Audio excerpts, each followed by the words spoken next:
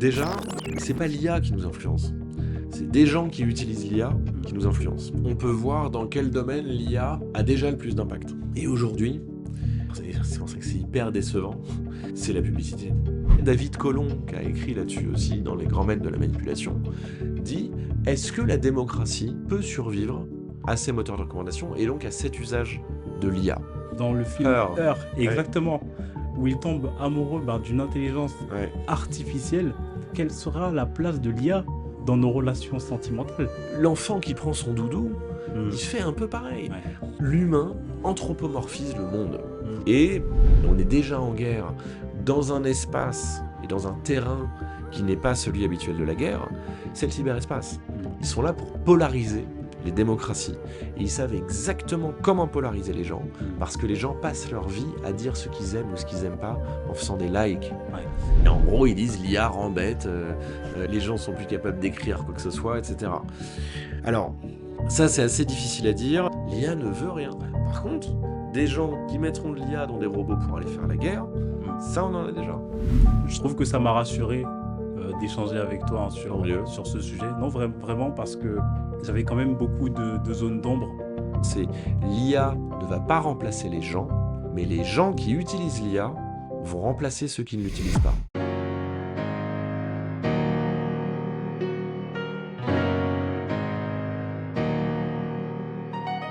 Gilles, je te remercie d'avoir accepté l'invitation. Ça me fait plaisir de te recevoir sur Dis-moi plus. Alors Gilles, tu as plusieurs casquettes.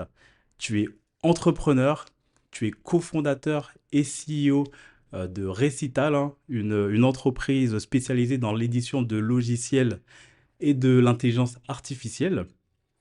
Tu as aussi un doctorat en intelligence artificielle. Tu as des expériences d'enseignant à Sciences Po et l'ESCP, où tu as donné des cours, hein, sur l'intelligence artificielle. Et tu es aussi auteur de ton ouvrage, hein, Donnerons-nous notre langue au chat GPT, l'impact de l'IA sur notre avenir. J'aime beaucoup le titre, et c'est pour ça que je tenais à me procurer ce bouquin. Et je te félicite, hein, d'ailleurs, de toutes les connaissances que tu as pu mettre dans ce bouquin que je trouve accessible à tout type de niveau. Il y a beaucoup de facilité de compréhension et beaucoup de choses, voilà, précises aussi, profondes. Mais on aura l'occasion de revenir sur ce bouquin un peu plus tard. En tout cas, tu as une belle carte de visite. Et je pense que les auditeurs et les auditrices l'auront compris. On va parler d'IA aujourd'hui, hein, d'intelligence artificielle. Et pour celles et ceux qui nous écoutent, selon toi, hein, si ces personnes-là ne se sont pas encore intéressées à l'intelligence artificielle, pour quelles raisons devraient-elles s'intéresser à ce milieu, à cette révolution? Hmm. Bah déjà, bonjour Nipson, merci pour ton invitation. Je suis également très content d'être là avec toi et pour discuter justement d'intelligence artificielle qui est le grand sujet. Et pourquoi s'y intéresser aujourd'hui? Moi, j'ai presque envie de poser la question, comment ne pas s'y intéresser? C'est-à-dire qu'on est quand même soumis à une avalanche de news, d'informations, d'articles, qu'on allume la télé, qu'on allume la radio, qu'on ouvre un journal, qu'on aille sur Internet, qu'on aille sur les réseaux sociaux. On parle tout le temps d'intelligence artificielle. Et donc, je pense qu'évidemment, il faut s'y intéresser. Et tu parlais du livre, justement. Moi, je l'ai écrit avec mon éditrice chez Le Robert pour justement, je dirais, sortir de la fascination. Euh, Pourquoi? Parce qu'en fait, on reçoit tout un tas de news, tout un tas d'informations. On ne sait plus bien ce qui est vrai, ce qui n'est pas. Et pour moi, il était indispensable de mettre à disposition ce que je savais sur ce domaine au plus grand nombre. Donc c'est vraiment un ouvrage de vulgarisation pour précisément que chacun et chacune puisse se faire son idée. Et se dire, ok, j'ai compris comment ça marchait, j'ai compris d'où ça venait, j'ai compris comment c'était utilisé aujourd'hui, Mm. j'ai compris quels étaient les enjeux financiers, géopolitiques, Mm. réglementaires qui étaient associés à l'intelligence artificielle. Et bien maintenant que je sais ça, je suis mieux armé pour recevoir ce flux d'informations continu Mm. et également, si je le souhaite, pour agir. Ouais, non, mais c'est vrai, comme tu le dis, comment ne pas s'y intéresser? C'est vrai qu'on est bombardé, hein, jour et nuit.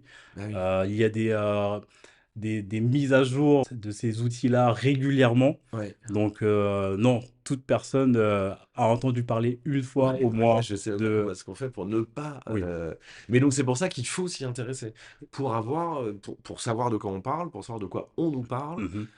C'est aussi à un moment, j'en parle dans le bouquin, je dis IA magique ou IA tragique, c'est-à-dire que tour à tour, on va nous dire ah grâce à l'IA, on va résoudre toutes les maladies, résoudre tous les problèmes de maths, etc. Donc ça Mhm. c'est ah, génial, l'IA magique.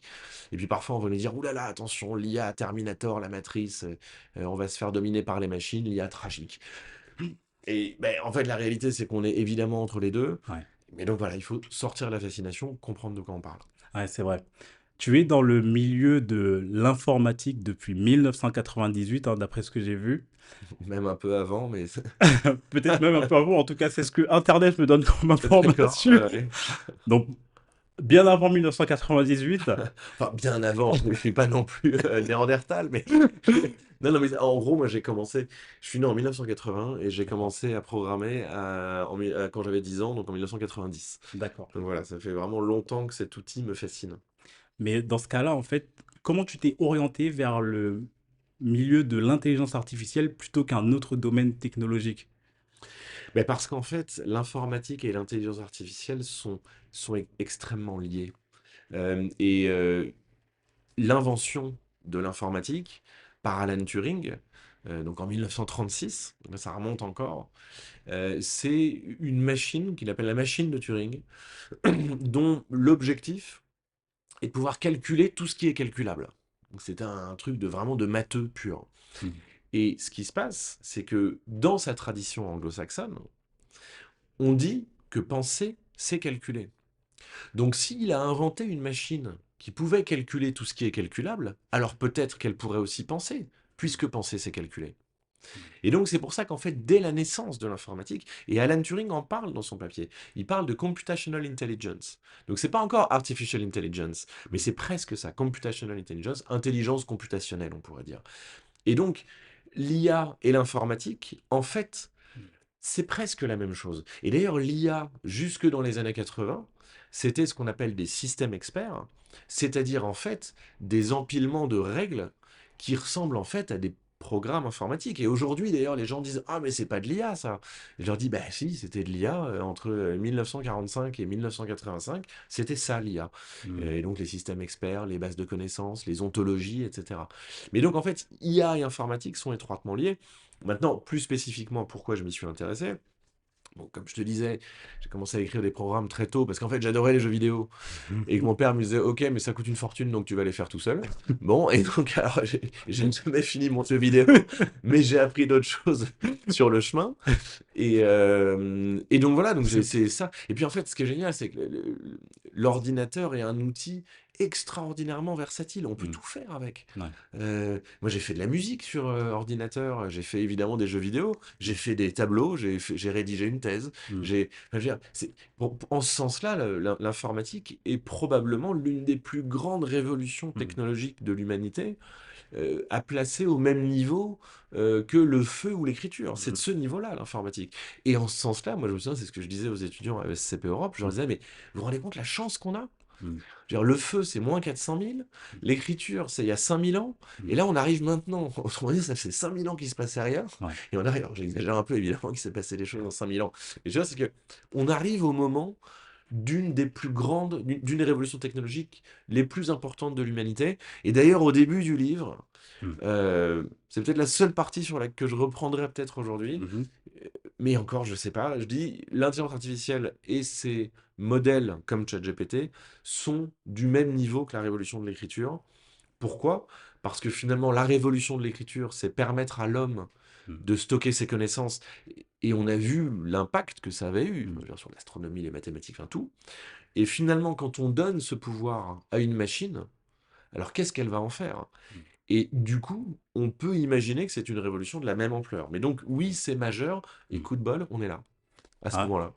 Ah non, c'est vrai que je pense qu'on a de la chance de voir ça, on a de la chance de vivre ça. Et c'est très intéressant ben, d'explorer ce milieu-là parce que j'utilise le mot explorer parce que c'est quand même un domaine qui reste inconnu, qui reste vaste, qui reste hyper large. Complètement. Et je trouve que c'est marrant parce que tu as dit que tu t'es intéressé à l'intelligence artificielle, bien que l'informatique et l'intelligence artificielle, c'est quelque chose de lié, hein, comme tu l'as dit par rapport à Alan Turing. Mais tu t'y es aussi intéressé parce que bah, ça te plaisait, tu t'en jouais, tu voulais créer un programme. Enfin, voilà, on voit qu'il y avait quand même une passion que tu as commencé à explorer et qui fait qu'aujourd'hui, ben, tu es là où tu es. Et je trouve que c'est fabuleux d'avoir ce passé et ce futur et ce présent dans l'intelligence artificielle. Et c'est pour ça que je tenais à t'interviewer. Bah, c'est très gentil. Bah oui, là, c'est ça. Bah, si tu veux, pour moi, l'ordinateur, alors déjà, j'ai eu de la chance parce qu'on avait un ordinateur à la maison. Et à cette époque-là, c'était pas courant. Moi, je me souviens qu'il était dans l'entrée. Et si tu veux, c'était encore l'époque où quand les gens arrivaient, ils disaient: «Ah, c'est ça un ordinateur!» Là, c'était pas si courant que ça, quoi. Et donc, bah, coup de bol, j'en avais un. Et, et en fait, ce dont je me suis rendu compte, c'est que l'informatique, c'était des Lego puissance 1000. En fait, c'est des Lego. C'est-à-dire que tout comme en Lego, on peut construire des maisons, des voitures, des trucs, etc. En informatique, on peut construire ça, mais avec encore plus de liberté. Mm, Parce que c'est nous qui créons nos propres briques. Un programme informatique, on peut le voir comme une sorte de Lego. mm. Euh, Sauf que là, on peut faire mais tout ce qu'on veut. Ouais, Et moi, c'est ça ce qui m'a fasciné très jeune. ouais. C'était la possibilité de faire tellement de Tout choses. ce qu'on veut. Ouais, voilà. Ouais. Tu disais à tes étudiants qu'ils avaient de la chance de Ouais. vivre ce moment-là, dans ce temps-là. Et je me rappelle que lorsque j'étais en études, on a étudié Schopenhauer. Et ça m'avait marqué parce que voilà, j'aimais beaucoup les pensées de Schopenhauer. Mm. Et c'est vrai qu'il disait que toute révolution passe toujours par trois étapes, hein, pour lui: ridicule, dangereuse et évidente. Mm. Forcément, on peut dire que l'IA, c'est une révolution, hein, comme tu l'as dit. Et selon toi, à quelle étape, hein, de cette révolution sommes-nous aujourd'hui? Mm. Ouais, c'est vrai que c'est très rigolo comme définition d'une révolution. Comme souvent chez Schopenhauer, c'est surprenant. Euh, ben, en fait, ce qui est surprenant ici, mais peut-être que c'est ce que Schopenhauer voulait dire, c'est qu'en fait, c'est un peu les trois. Quand on nous dit que l'IA va conquérir le monde et que Terminator machin, c'est ridicule.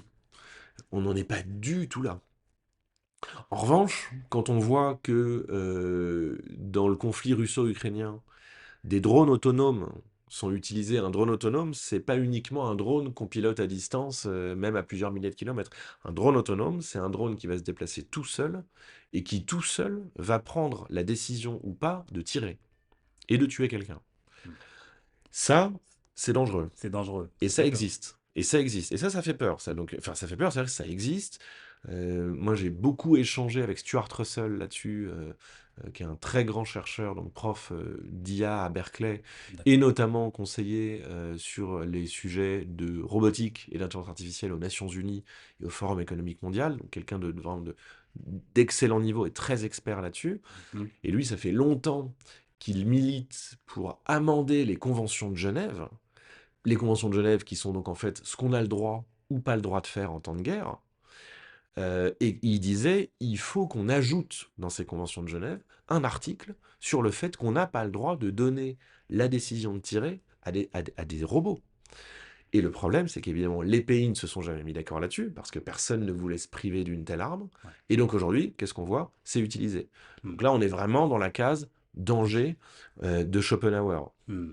Autre truc qu'on peut mettre, autre élément qu'on peut Hmm. mettre dans la case danger de Schopenhauer, c'est évidemment les fausses informations. On aura peut-être Hmm. l'occasion d'en reparler après, mais ça évidemment c'est un sujet. On sait qu'aujourd'hui il y a des sites entiers qui sont générés par des IA. Alors attention, ça aussi je le répéterai, c'est pas l'IA qui a décidé et qui s'est réveillé un beau matin. Et si je faisais un faux site? Non, ça n'existe pas. Non, mais, et là on retourne un peu dans le ridicule. Mais non, mais ce que je veux dire, c'est que parfois on a l'impression de ça. Hmm. Quand on fait que regarder les news, je connais des gens, notamment plus âgés, qui comprennent plus forcément comment tout ça fonctionne, qui ont l'impression qu'il y a des IA qui vont se lever un beau matin et dire: tiens, si on partait à la conquête du monde. Bon, ça, non. Hmm. En revanche, des gens qui utilisent ces IA pour partir à la conquête du monde, oui, c'est peut-être même ce qui est en train de se passer aujourd'hui.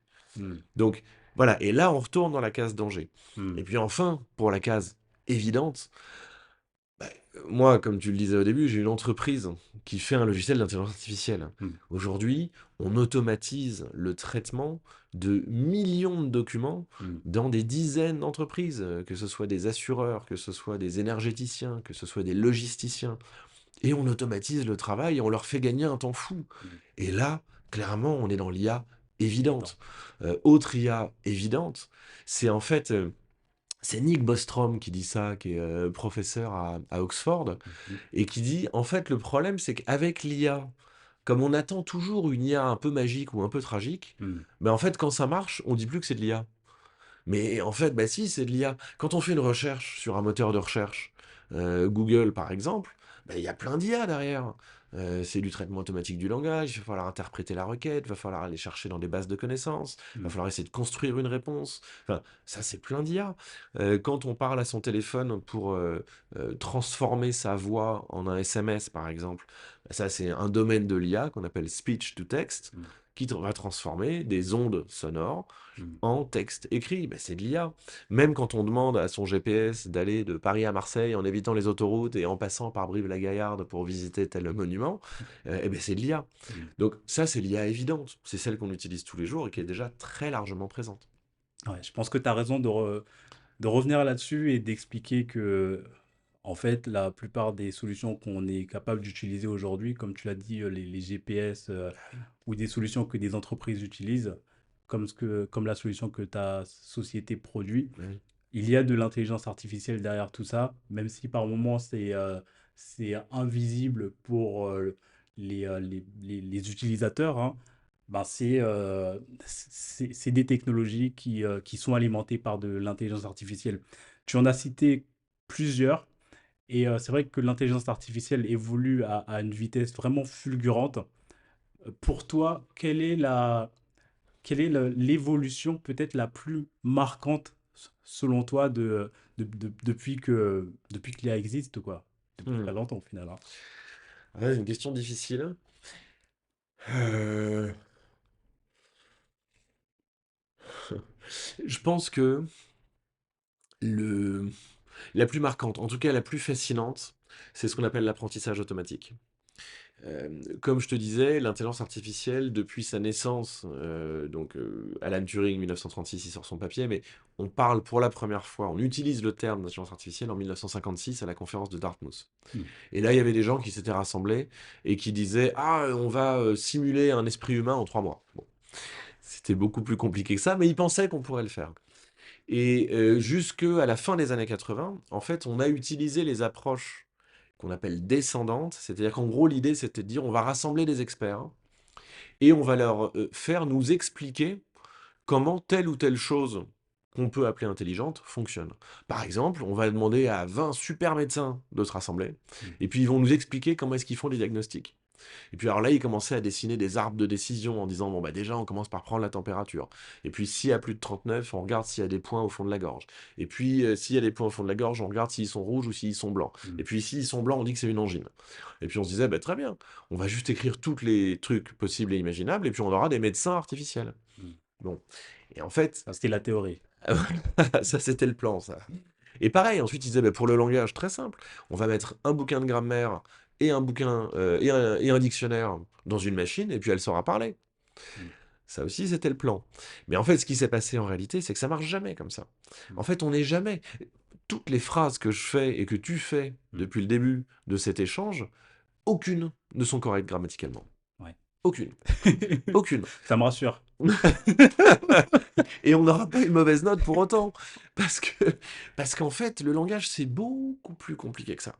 Et ça, c'est ce dont on s'est rendu compte. Parce qu'ensuite, donc pendant des années, ils se sont dit, OK, on va rajouter des règles, on va rajouter des experts, on va rajouter des données, des trucs, et puis on y arrivera. Et en fait, non, non, ça ne marchait pas. Alors, ça marchait dans un certain nombre de cas, hein. Hmm. Et on utilise toujours ces travaux-là. Hmm. Les bases de données, les systèmes de connaissances, les systèmes experts, les ontologies, tout ça, c'est, je dirais, cette première vague de l'IA, et qu'on utilise toujours. Hmm. Et puis on est arrivé au bout des années 80, on dit: «Ah merde, ça marche plus». Et alors là, grosse perte de confiance dans l'intelligence artificielle, plus de fonds, plus rien, et cetera. C'est ce qu'on appelle l'hiver de l'IA. Ah ouais. Mais pendant ce temps-là, parce que les chercheurs, ils avancent toujours, hiver ou pas.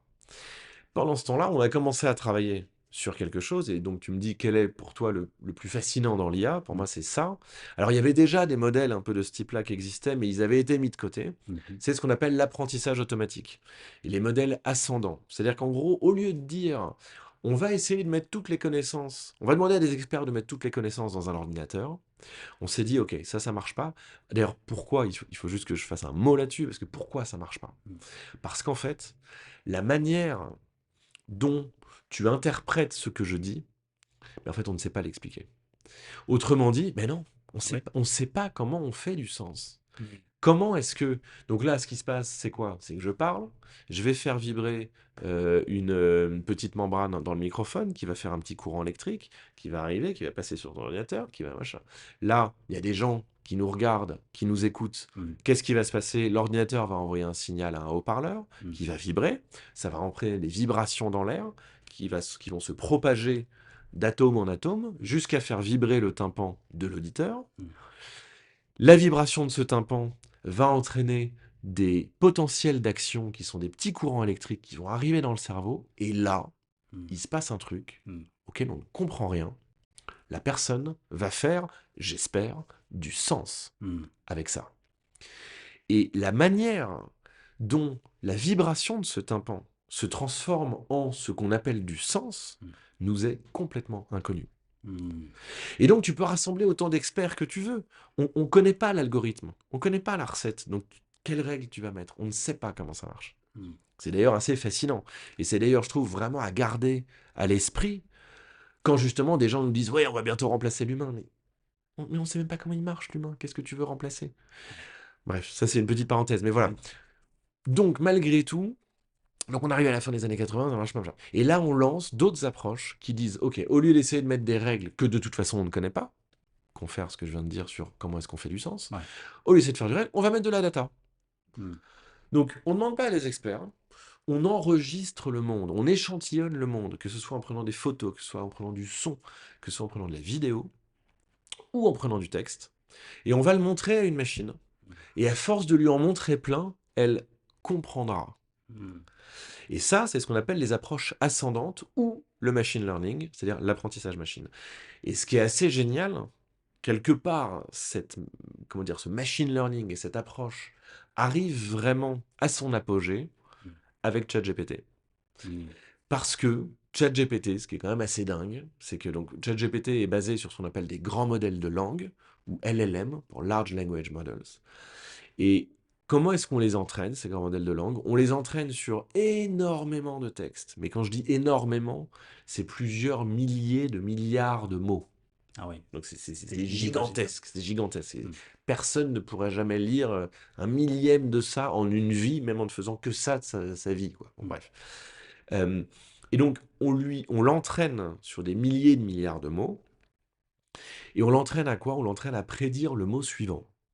Mmh. C'est-à-dire qu'on va lui montrer une phrase. Mmh. Donc par exemple, tu vas lui dire, je sais pas, tu prends un texte d'un blog Mmh. et sur ce blog, il y a marqué: «Ah, je suis super content, demain je pars en France visiter Paris, point. Paris est la capitale de la...» Et là, on lui dit: c'est quoi le mot suivant selon toi?» Ah oui, d'accord. C'est vraiment de l'éducation. Oui, mais mot par Mmh. mot. Ouais. Alors Paris est la capitale de la, bah, on pourrait dire que c'est France. On pourrait dire aussi mode. Mmh. On pourrait dire amour. Mmh. Mais on pourrait pas dire avec. Ouais. Non, ça, avec, ça marche pas à cet Pas de endroit-là. sens. Alors au début, le réseau de neurones qu'on entraîne, parce que donc le réseau de neurones, c'est un des algorithmes pour ces approches ascendantes qui apprennent avec de la data. OK. Le réseau de neurones, au début, raconte n'importe quoi. Et alors quand il se trompe, on lui dit: ah non, c'était pas avec la bonne réponse. Là, en l'occurrence, c'était France. Et donc, il apprend de ses erreurs.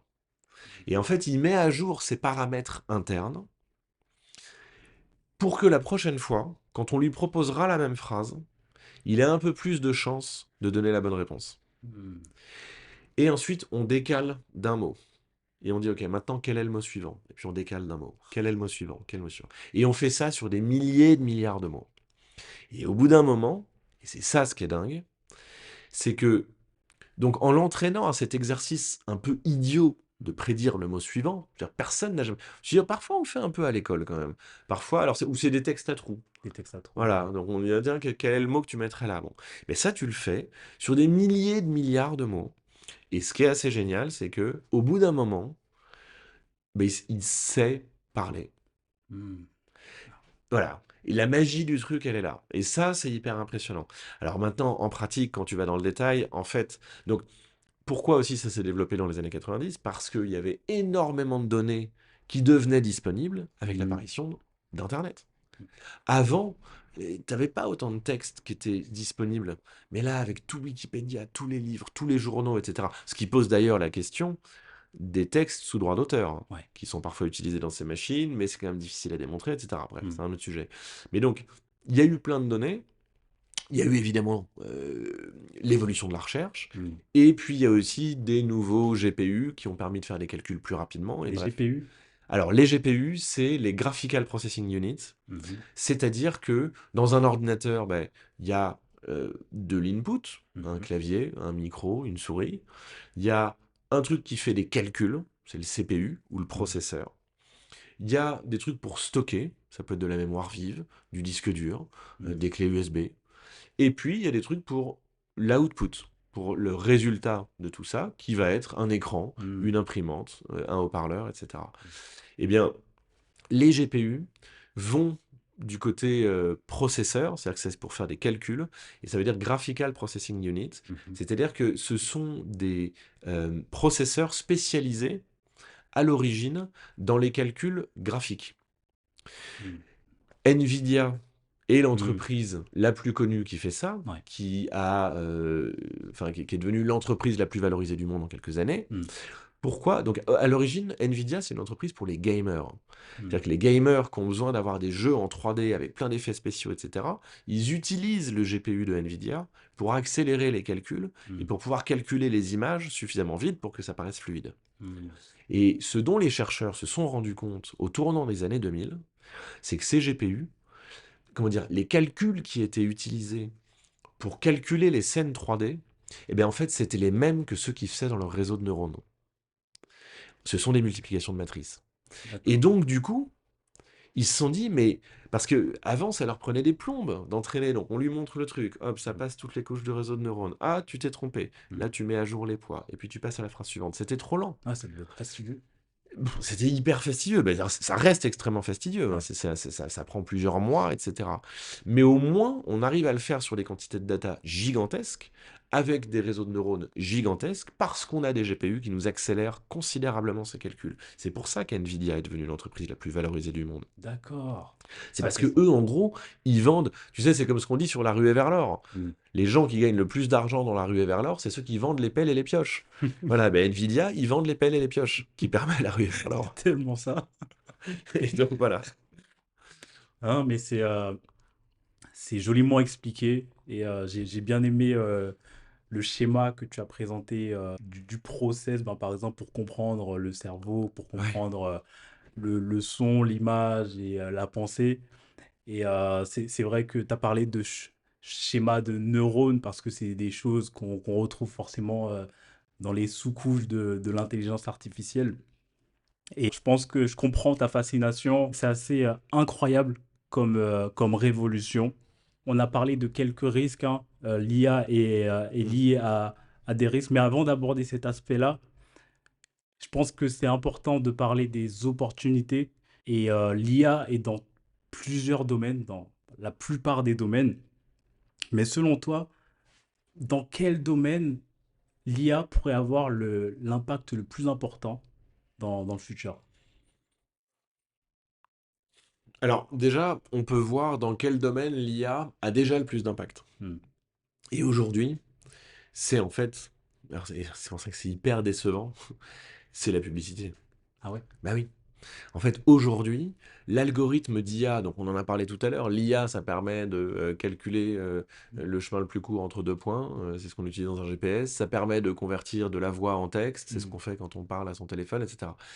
Et parmi tous ces algorithmes d'IA, il y en a un qui est de très loin le plus utilisé, c'est le moteur de recommandation. Alors qu'est-ce que c'est qu'un moteur de recommandation? C'est un moteur qui, à partir d'une personne et d'un contenu va lui proposer un autre contenu. Le moteur de recommandation le plus connu, c'est celui d'Amazon. Mm. Les gens qui ont acheté ça ont aussi acheté ça. Mm. Voilà. Ça, c'est la base du moteur de recommandation. Et en fait, il y en a partout. Mm. Google, quand on lui tape une requête, il va nous proposer des pubs. Ben ça, c'est un moteur de recommandation. Facebook aussi nous propose des pubs, nous propose un post sur le fil, mais que ce soit sur Facebook, sur Insta, etc. C'est vrai, ouais. Sur TikTok, tout ça, c'est des moteurs de recommandation Mm. qui recommandent du contenu étant donné ce qu'on sait de toi et du contenu dont on dispose. Netflix, quand on a fini une vidéo, on nous en propose une autre. Mm. Même Mythic ou Tinder, Mm. on nous propose un compagnon ou une compagne. Mm. Mais tout ça, c'est du moteur de recommandation. Et ça, c'est le fuel, enfin c'est vraiment ça ce qui a propulsé des entreprises comme Google ou comme Meta.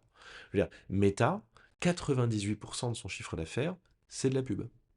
Donc en fait, Meta est avant tout une, C'est vrai, ouais. une agence de publicité.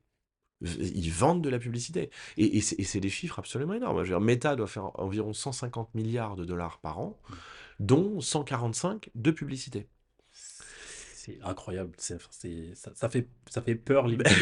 Disons, en tout cas, c'est ça qu'il faut avoir en tête. C'est-à-dire qu'aujourd'hui, quand on dit à quoi va servir l'IA, ça, on peut en parler, mais déjà, à quoi sert-elle Mm. très majoritairement à vendre des choses. Ouais. Alors, on vend différents types de choses. On peut vendre des chaussures, des machins, bon voilà. Ça, je dirais que c'est vraiment le côté commercial des services, des voilà. Pourquoi pas, ça c'est devenu en tout cas des agences de pub immenses pour ça, voilà. Ce dont on se rend compte, c'est que on vend également des idées. Et là, ça peut poser d'autres questions. Par exemple, Cambridge Analytica, dont Mm. on a entendu parler Mm. au moment de la première élection de Trump, eh bien en fait, c'est des gens qui utilisaient ces moteurs de recommandation pour vendre des idées. Et le problème qu'on a aujourd'hui, et pour ça il faut absolument lire Giuliano da Empoli, Les ingénieurs du chaos, Ah ouais? il explique parfaitement comment ça fonctionne. Mm. En fait, il dit, ces moteurs de recommandation ont permis le marketing ciblé. Le marketing ciblé a permis l'émergence des géants du numérique, en tout cas Google et Meta. Apple et Microsoft étaient des géants de la révolution précédente, qui était la révolution de l'ordinateur personnel. Et les géants de la révolution Internet sont Google, Meta et Amazon d'ailleurs, Mm. et donc se sont construits grâce aux moteurs de recommandation.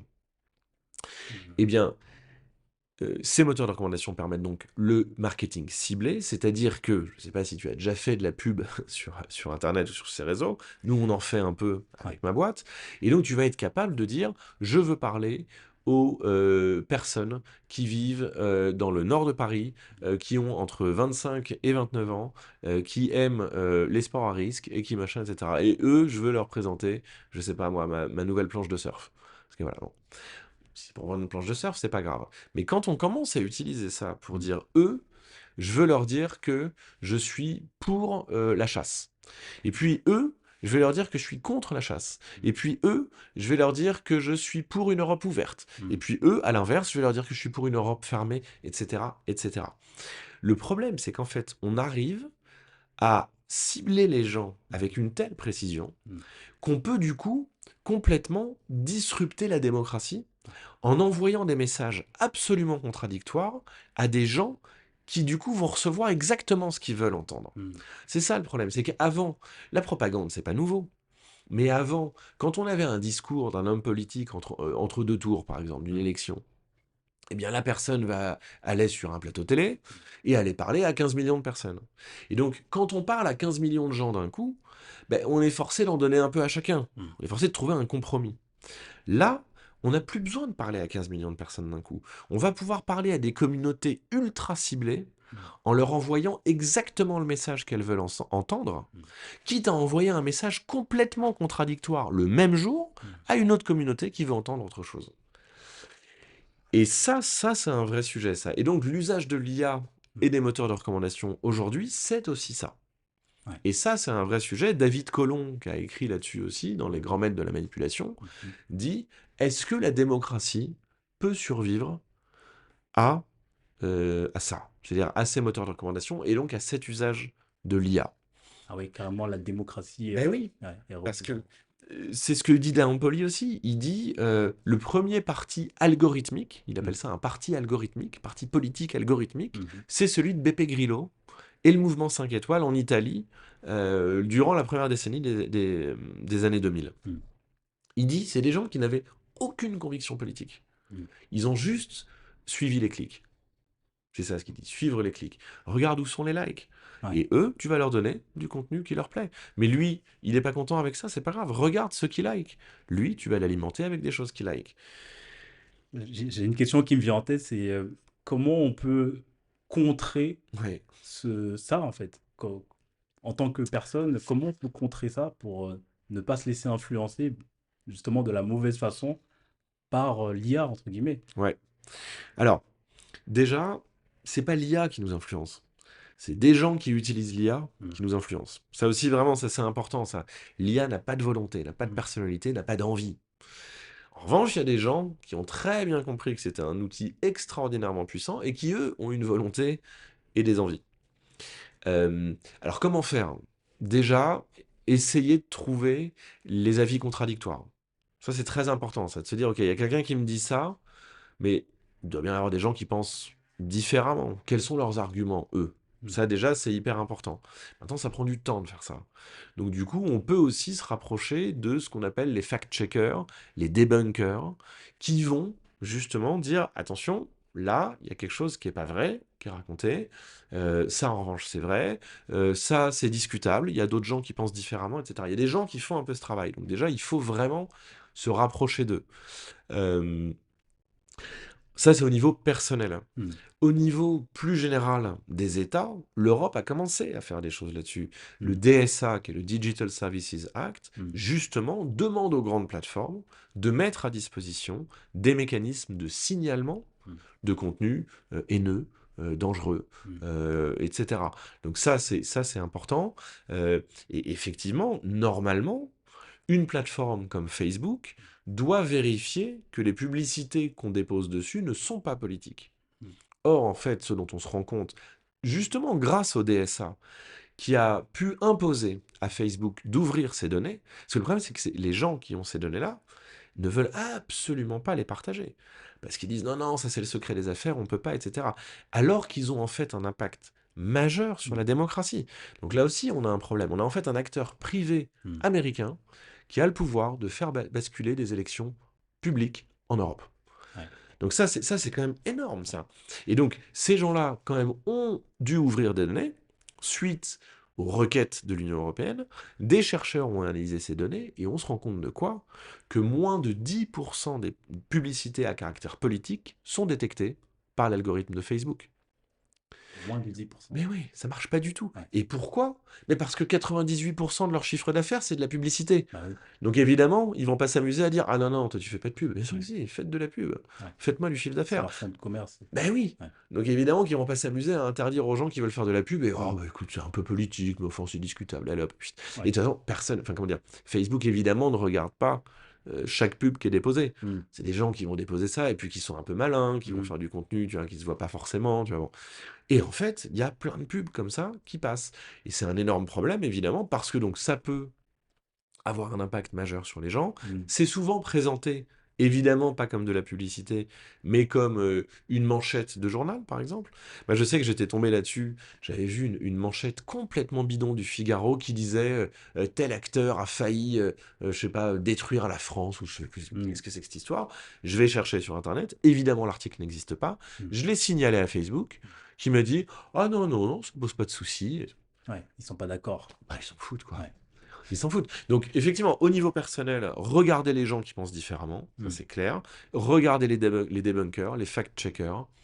Malgré tout, les médias un peu traditionnels, sur lesquels on tape tellement, c'est quand même des journalistes qui vont regarder enfin, qui ont quand même une éthique, qui ont Mm. quand même des devoirs, qui font quand même les choses pas n'importe comment. Ça, c'est au niveau personnel. Mm. Et au niveau, effectivement, des États, eh ben, suivre la publicité politique, la contraindre, la surveiller, Et voilà, mais donc oui, au niveau personnel, multiplier les sources d'informations, ne Mmh. pas aller que sur TikTok pour se renseigner, Ouais, regarder différentes sources, regarder des gens qui pensent différemment, regarder les médias un peu traditionnels et regarder les debunkers et les fact-checkers. ouais. Non, non, mais c'est vrai que dans un sens, ça peut transformer nos rapports que l'on a avec les personnes nos rapports humains en fait, hein. Ah oui. Les personnes que l'on côtoie, même nos amis. Et si on sort de ce contexte publicité et qu'on parle purement de l'évolution de l'IA, selon toi, comment ça peut impacter en fait nos rapports humains en fait? Ouais. Alors, c'est vrai, effectivement, d'ailleurs, c'était la question que tu me posais, c'est qu'est-ce que ça va changer Ouais. dans l'avenir? C'est très difficile à dire. Hmm. Parce que comme tu le dis, ça va extrêmement vite, parce qu'il y a des effets d'annonce incroyables qui en fait ne donnent rien. Tu te souviens Hmm. du métavers, hein? Ouais, Il y a 2 ans, le métavers, c'était la exact. révolution. Je veux dire, Mark Zuckerberg a renommé sa boîte pour ça. Ouais, Globalement, c'est quand même un gigantesque flop, ce ouais. truc. Je dis pas que ça n'existera jamais, hein, mais je Hmm. dis que là, en tout cas, bon, bref. Donc voilà, parfois effet d'annonce, suivi ou pas d'effet, bon. Ce qui me semble assez clair, c'est que l'IA va permettre de rendre nos téléphones, mais assez probablement d'autres outils qui arriveront, de plus en plus puissants et efficaces pour nous aider dans nos vies personnelles. Hmm.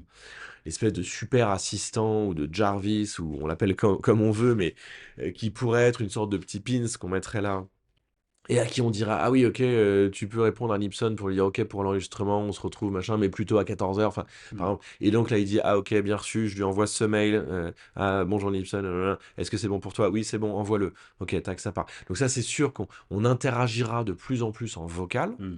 ça c'est sûr. Heu, pour pas que ça fasse trop de bruit, en fait, on aura probablement une petite oreillette. Il est même possible que toute l'intelligence dont on a besoin soit dans cette oreillette, Hmm. qu'on interagira massivement en vocal. Hmm. On aura quand même parfois besoin d'écran, donc probablement qu'on aura encore des téléphones. Est-ce qu'ils auront cette forme-là? Je sais pas. Hmm. Est-ce qu'on peut imaginer que l'oreillette puisse projeter quelque chose sur une table ou même sur la main, qui est en fait un petit écran? C'est très bien la main comme Hmm. petit écran. Bon, peut-être même en mettant un gant dessus, je sais pas. Donc, tu vois, il y a plein de trucs. Je pense que dans la manière dont on va échanger avec les outils numériques, Hmm. ça va avoir un impact majeur. Pourquoi? Parce que ChatGPT nous permet enfin Hmm. de parler avec une machine. Hmm. Ça, c'est vraiment important et ça c'est indiscutable, ça marche. ChatGPT a plein de défauts, il raconte des bêtises, c'est un baratineur, etc. Mais il comprend quand même le langage courant. On peut lui Hmm. demander quelque chose, il nous répond intelligemment. Donc ça, je pense que ce sera ce qui va nous impacter le plus directement Hmm. et le plus prochainement dans nos vies, c'est ce qu'on appelle les interfaces homme-machine. Hmm. La manière dont on échange et dont on utilise ces outils numériques. Hmm. Voilà. Et ensuite, bon, il y aura probablement d'autres choses, mais en tout cas, ça, je pense, c'est le premier truc qui va arriver. C'est sûr que ça va nous aider à aller beaucoup plus vite au Oui, final, hein. Et même dans nos rapports humains, comme tu l'as dit, si j'ai besoin de booker un entretien, voilà, je demande à l'IA de le faire pour moi et ça va me permettre de faire autre chose. Donc voilà. voilà, d'être encore... déjà que ça va vite aujourd'hui, mais d'aller encore plus vite. Donc Oui, j'aurais quand même peur de ne pas voir le temps passer à tel point que l'IA facilite, entre guillemets, ma vie. Mais c'est vrai que je parlais des rapports humains et on a vu des films comme le film où Joaquin Phoenix, ouais, dans le film Her, Her, ouais, exactement, où il tombe amoureux ben, d'une intelligence ouais, artificielle. C'est des choses qui sont déjà arrivées. oui. C'est vrai que lorsqu'on voit ces histoires-là, on se dit, mais c'est pas possible que ça arrive. Mais pour toi, quelle sera la place de l'IA dans nos relations sentimentales? Oui. Alors ça, c'est une grande question, et d'ailleurs, tu parlais aussi dans nos rapports humains. Dans nos relations sentimentales, alors c'est déjà le cas, hein. Il y a déjà plein de gens qui disent «Oh, moi je préfère 1000 fois être avec une IA que m'emmerder avec un mec». Moi, je disais ça sur une fille qui disait ça. C'est ça, bon. Pourquoi pas? Hmm. En fait, ce qui est assez rigolo, c'est que ça existe depuis très longtemps. Ah oui? Et même depuis le premier chatbot qui a été inventé, je crois que ça doit être 1969, peut-être un peu avant. C'est Joseph Weizenbaum qui fait ça au MIT et qui invente un chatbot qui s'appelle Elisa. c'est un chatbot, mais hyper simple. Mmh. C'est-à-dire qu'en gros, c'est un chatbot qui se base sur des motifs. C'est-à-dire qu'en gros, quand on lui dit bonjour, comment ça va? Bah, il dit ah, si bonjour, comment ça va? Répondre bonjour et toi. Mmh. Tu vois, c'est des trucs hyper simples. Et ce qu'il dit, et d'ailleurs, c'est intéressant, il faut voir ce qu'il a fait, Weizenbaum, là-dessus. Ce qu'il dit, c'est mais en fait, enfin, il a été lui-même en fait extrêmement surpris de la manière dont les gens se sont mis à parler avec ce logiciel extrêmement rudimentaire. Et il raconte notamment une anecdote où à un moment il entre, donc il avait une assistante dans la salle d'à côté, il entre dans sa pièce et elle lui dit: «Attendez, je suis en train d'avoir une discussion un peu intime, est-ce que vous pouvez repasser dans 5 minutes?» Et il dit: «Mais enfin, mais vous rigolez, vous savez très bien comment ça marche, c'est des motifs textuels, ça n'a rien d'intime ce truc». Elle dit: «Non, non, mais là vraiment il est intelligent, il m'a compris». Pour un truc qui est fait en ouais, dans les années 60, qui est extrêmement rudimentaire. Et d'ailleurs Weizenbaum, suite à ça, dit: «Mais moi je vais arrêter de travailler là-dessus. C'est en fait hyper dangereux ces trucs-là». Et en fait, ce qu'il avait découvert, Mmh. c'est en fait ce qu'on peut appeler l'anthropomorphisme. C'est-à-dire que l'humain a une capacité à reconnaître ce qu'il y a autour de lui comme humain aussi. Et Mmh. d'ailleurs, c'est ce qu'on voit dans plein de religions. Moi, Mmh. je me souviens quand je travaillais en Inde, enfin, c'est un peu différent, mais il me disait, bah, ça, cette pierre, pour nous, c'est un dieu. Je Ouais. disais, ah oui, c'est étonnant. Et je veux dire, c'est qu'en fait, la capacité à humaniser le monde autour de nous est Mmh. quelque chose qui est aussi vieux que l'humanité, pour le coup, qui n'a pas du tout attendu de ChatGPT. Mmh. Mais donc, pour revenir à ce que tu disais sur les relations sentimentales, en fait, même si les gens savent que c'est un logiciel, Mmh. même s'ils savent que c'est des lignes de code qui marchent sur un data center, eh bien, ils vont tomber amoureux Ouais. de ce truc-là, parce que quelque part, ils projettent dans ce truc-là Mmh. euh, une humanité. Moi, j'avais un ami quand j'étais en thèse qui avait travaillé là-dessus, justement, sur les relations homme-machine, et il me disait, c'était incroyable, parce que, donc, il faisait des expériences avec un robot, mais qui avait vaguement une forme humaine. Enfin, je veux dire, tu voyais bien que c'était un robot, tu avais Mmh. des câbles qui dépassaient. Enfin, je veux dire, c'était. Pas humain. C'est pas du tout humain, quoi. Et en plus, il parlait, mais en fait, c'était quelqu'un d'autre qui parlait pour lui. C'est-à-dire que c'était même pas le robot qui réfléchissait, c'est quelqu'un d'autre OK. dans une pièce à côté, limite, qui Mmh. parlait. Voilà. Et ben, il me dit que au cours d'une de ces- pardon, que au cours d'une de ces expériences, Mmh. il y avait la personne qui s'est mise à parler de choses extrêmement personnelles, qui s'est mise à pleurer et qui a pris le robot dans ses bras. Mais Ah. finalement, l'enfant qui prend son doudou, Mmh. il fait un peu pareil. Ouais. L'humain anthropomorphise le monde. Mmh. Et ben, pour nos relations sentimentales, oui, ça prend cette place-là parce qu'il y a plein de gens. Et donc dans Her, c'est très clair. Alors en plus, dans Her, la voix est hyper suave, c'est la voix Mmh. de Scarlett Johansson, Oui, c'est vrai. qui est très sensuelle. Et puis en plus, là, le truc est hyper intelligent. C'est-à-dire, on sent que c'est des humains qui ont écrit les textes, tu vois, la manière de répondre, les intonations, Ouais. etc. Ça, Liane, c'est pas du tout faire ça. Mais de toute façon, même avec une IA rudimentaire, déjà les gens projettent des sentiments dessus. Ouais. Ça, je dirais que c'est le côté un peu sympa, rigolo. Mmh. Le côté moins rigolo quand même, c'est j'étais à Amiens il y a 10 jours, donc c'est la métropole qui m'avait invité à faire une conférence sur l'IA, OK. évidemment. À l'issue de la conférence, il y a la directrice de la maison des ados Mmh. qui vient me voir et qui me dit, bah écoutez, peut-être qu'il y a de l'IA, peut-être qu'ils anthropomorphisent, etc. En attendant, les jeunes se sont jamais sentis aussi seuls. Mmh. C'est-à-dire que malgré tout, ils ont beau avoir des centaines d'amis Mmh. sur tous les réseaux sociaux possibles et imaginables, en fait, ils se sentent hyper seuls. Mmh. Et les psychologues et les psychiatres nous disent que la santé mentale des jeunes n'est pas bonne. Ouais. Ils sont déprimés, ils sont seuls, ils savent pas où ils vont, etc. Et donc ça, je trouve que c'est un peu le pendant. Mmh. C'est-à-dire qu'en fait, peut-être qu'on anthropomorphise Mmh mh. les machines qu'on utilise, mais en fait, ben, un vrai être humain, c'est pas une machine, Mmh. et ça nous nourrit beaucoup plus que toutes les pseudo-interactions qu'on peut avoir à coup de like et à coup de cœur sur des univers virtuels. Ça veut pas dire qu'il faut pas du tout y aller. Je veux dire, Mmh. évidemment, ça fait partie de nos vies, ça fait Bien sûr. partie de notre monde. Mais ben, franchement, parfois, prendre un café avec un copain, en fait, il n'y a rien de tel, Bien. quoi.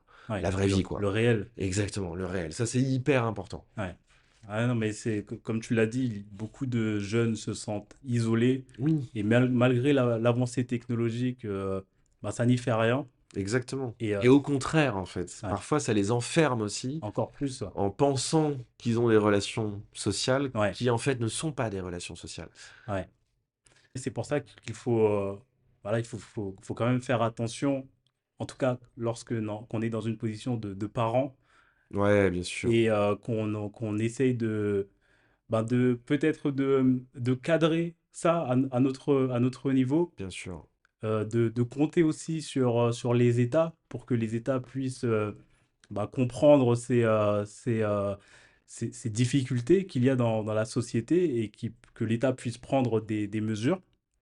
Tu as parlé de quelques organismes qui dictaient les lois au niveau de l'IA. Et je pense qu'il y a beaucoup de personnes hein, qui attendent ça. Et c'est vrai que en fonction des différentes régions, les réglementations évoluent différemment, hein, que ce Mm. soit donc en Europe, en Asie ou aux États-Unis. Je pense que les États se posent de réelles questions, Mhm. mais selon toi, est-ce que c'est quelque chose dont ils se préoccupent vraiment? Et est-ce qu'il n'y a pas aussi en parallèle une guerre technologique en lien avec ben, l'avancée de l'IA, Oui. en contradiction avec les restrictions qu'on voudrait que les États mettent en place au niveau de l'IA? Ouais, ouais, ouais. Oui, bien sûr. Il y a une géopolitique de l'IA Ouais. qui est absolument évidente, qui existe depuis longtemps. Asma on parle bien de ça. Euh, il y en a plein d'autres, hein, mais je trouve qu'Asma le fait bien. Euh, En gros, il y a, on pourrait dire, trois modèles, même si les choses depuis le début de l'année et le retour de Trump à la Maison-Blanche évoluent extraordinairement vite et plutôt pour le pire. Mm, Mais déjà, je dirais jusqu'au 31 décembre 2024, on pouvait dire qu'il y avait trois blocs. mm, Un bloc américain qui est vraiment dans le laisser-faire, dans la liberté absolue. Vous faites ce que vous voulez avec les données personnelles, avec les IA. Il y a très très peu de contraintes. L'idée étant, bah, c'est business first, quoi. C'est vraiment à l'américaine, mm, c'est très américain. C'est-à-dire que business first, et puis on verra si besoin, s'il faut limiter un peu les choses, etc. mm, Ça, c'est le point de vue américain, un peu Far West, voilà. Le point de vue chinois, qui est à l'opposé, qui est de dire non, non, non, alors là, tout ce que vous dites, on va l'écouter et vous n'avez pas intérêt à raconter n'importe quoi. Donc là, c'est Big Brother, c'est mm, clair. C'est 1984, George Orwell. mm, Non, mais il faut relire ce bouquin, c'est hallucinant mm, d'anticipation. Donc voilà, là, les données sont contrôlées, tout est sous la coupe de l'État. Alors parfois, pour le bien, ce qu'on disait à l'instant là sur le fait de contrôler l'accès aux écrans, l'utilisation des écrans, les mm, Chinois l'ont fait. mm. Et ils disent, je crois, il n'y a pas plus de 2 heures de jeux vidéo par semaine pour les jeunes. Ah oui. Donc là, quand je vois les gamers qu'on a ici, et même celui que j'ai été, 2 heures dans la semaine, là, C'est il rien. serait en PLS, là. Celui Ouais, que j'ai ouais. été aussi, hein. Ouais, mais voilà, ah, c'est ça, donc bon, ça c'est clair. Mais malgré tout, voilà, comment dire, c'est l'avantage d'avoir bah, une quasi-dictature, c'est enfin, en gros un État ultra puissant, c'est qu'en tout cas, il peut appliquer des règles très rapidement, et voilà. Ouais. Ça, c'est la Chine, et l'Europe, au milieu de tout ça, essaye de se placer en régulateur. Mm, De dire, nous, on n'a pas les grosses boîtes qui font la tech, mais on a un marché extrêmement important de 450 millions de personnes. Donc si vous voulez y accéder, bah, il va falloir vous plier à nos règles. Et ça, c'est le RGPD, ça a été le mm, premier de ces règlements, donc Réglementation générale sur la protection des données, mm, qui dit, ben en fait non, vous n'avez pas le droit de récupérer les noms, les prénoms, les adresses, les préférences religieuses, les préférences sexuelles, les opinions politiques, tout ça pour en faire ce que vous voulez. Parce que ça, aux États-Unis, c'est autorisé. Il y a ce qu'on appelle des gens, des courtiers en données, des data brokers, qui sont des boîtes énormes. Une boîte comme Axiom fait 2 milliards de dollars de chiffre d'affaires sur le fait de racheter de la donnée perso, de la revendre, de faire des stats, de faire un peu tout et n'importe quoi. mm. Notamment, ils se vantent, je crois, d'avoir plus de 100 points de données sur tous les Américains. Un point de données, donc ça va être le nom, le prénom, mais est-ce qu'il a le permis? Est-ce qu'il a telle maladie? Est-ce qu'il a machin, etc. Donc, c'est quand même extrêmement dangereux. Ouais. Euh, alors, tant que c'est que pour vendre des voitures, on peut Mm, dire que c'est chiant, mais à la rigueur, ça va. Mais quand on a des gens un peu fascisants mm, qui arrivent au pouvoir mm, et qui ont toutes ces données, là, ça devient beaucoup moins rigolo. mm, Et on commence déjà à entendre aux États-Unis, tu en as peut-être entendu parler aussi, mm, les gens qui ont un visa là-bas et qui ont participé à des manifestations en défense de la Palestine mm. contre les attaques israéliennes, ces gens-là sont virés du pays. Ouais, c'est dingue. Et comment on le sait? Parce que c'est stocké sur un réseau social sur un tweet, sur un message qui a été échangé, etc. Ils ont Donc, accès à ces informations, eh bien oui, forcément. et c'est pas nouveau. Ouais. Snowden nous en parlait déjà en 2013, Hmm, il y a 12 ans de ça. Snowden nous a dit, mais attendez, vous croyez quoi?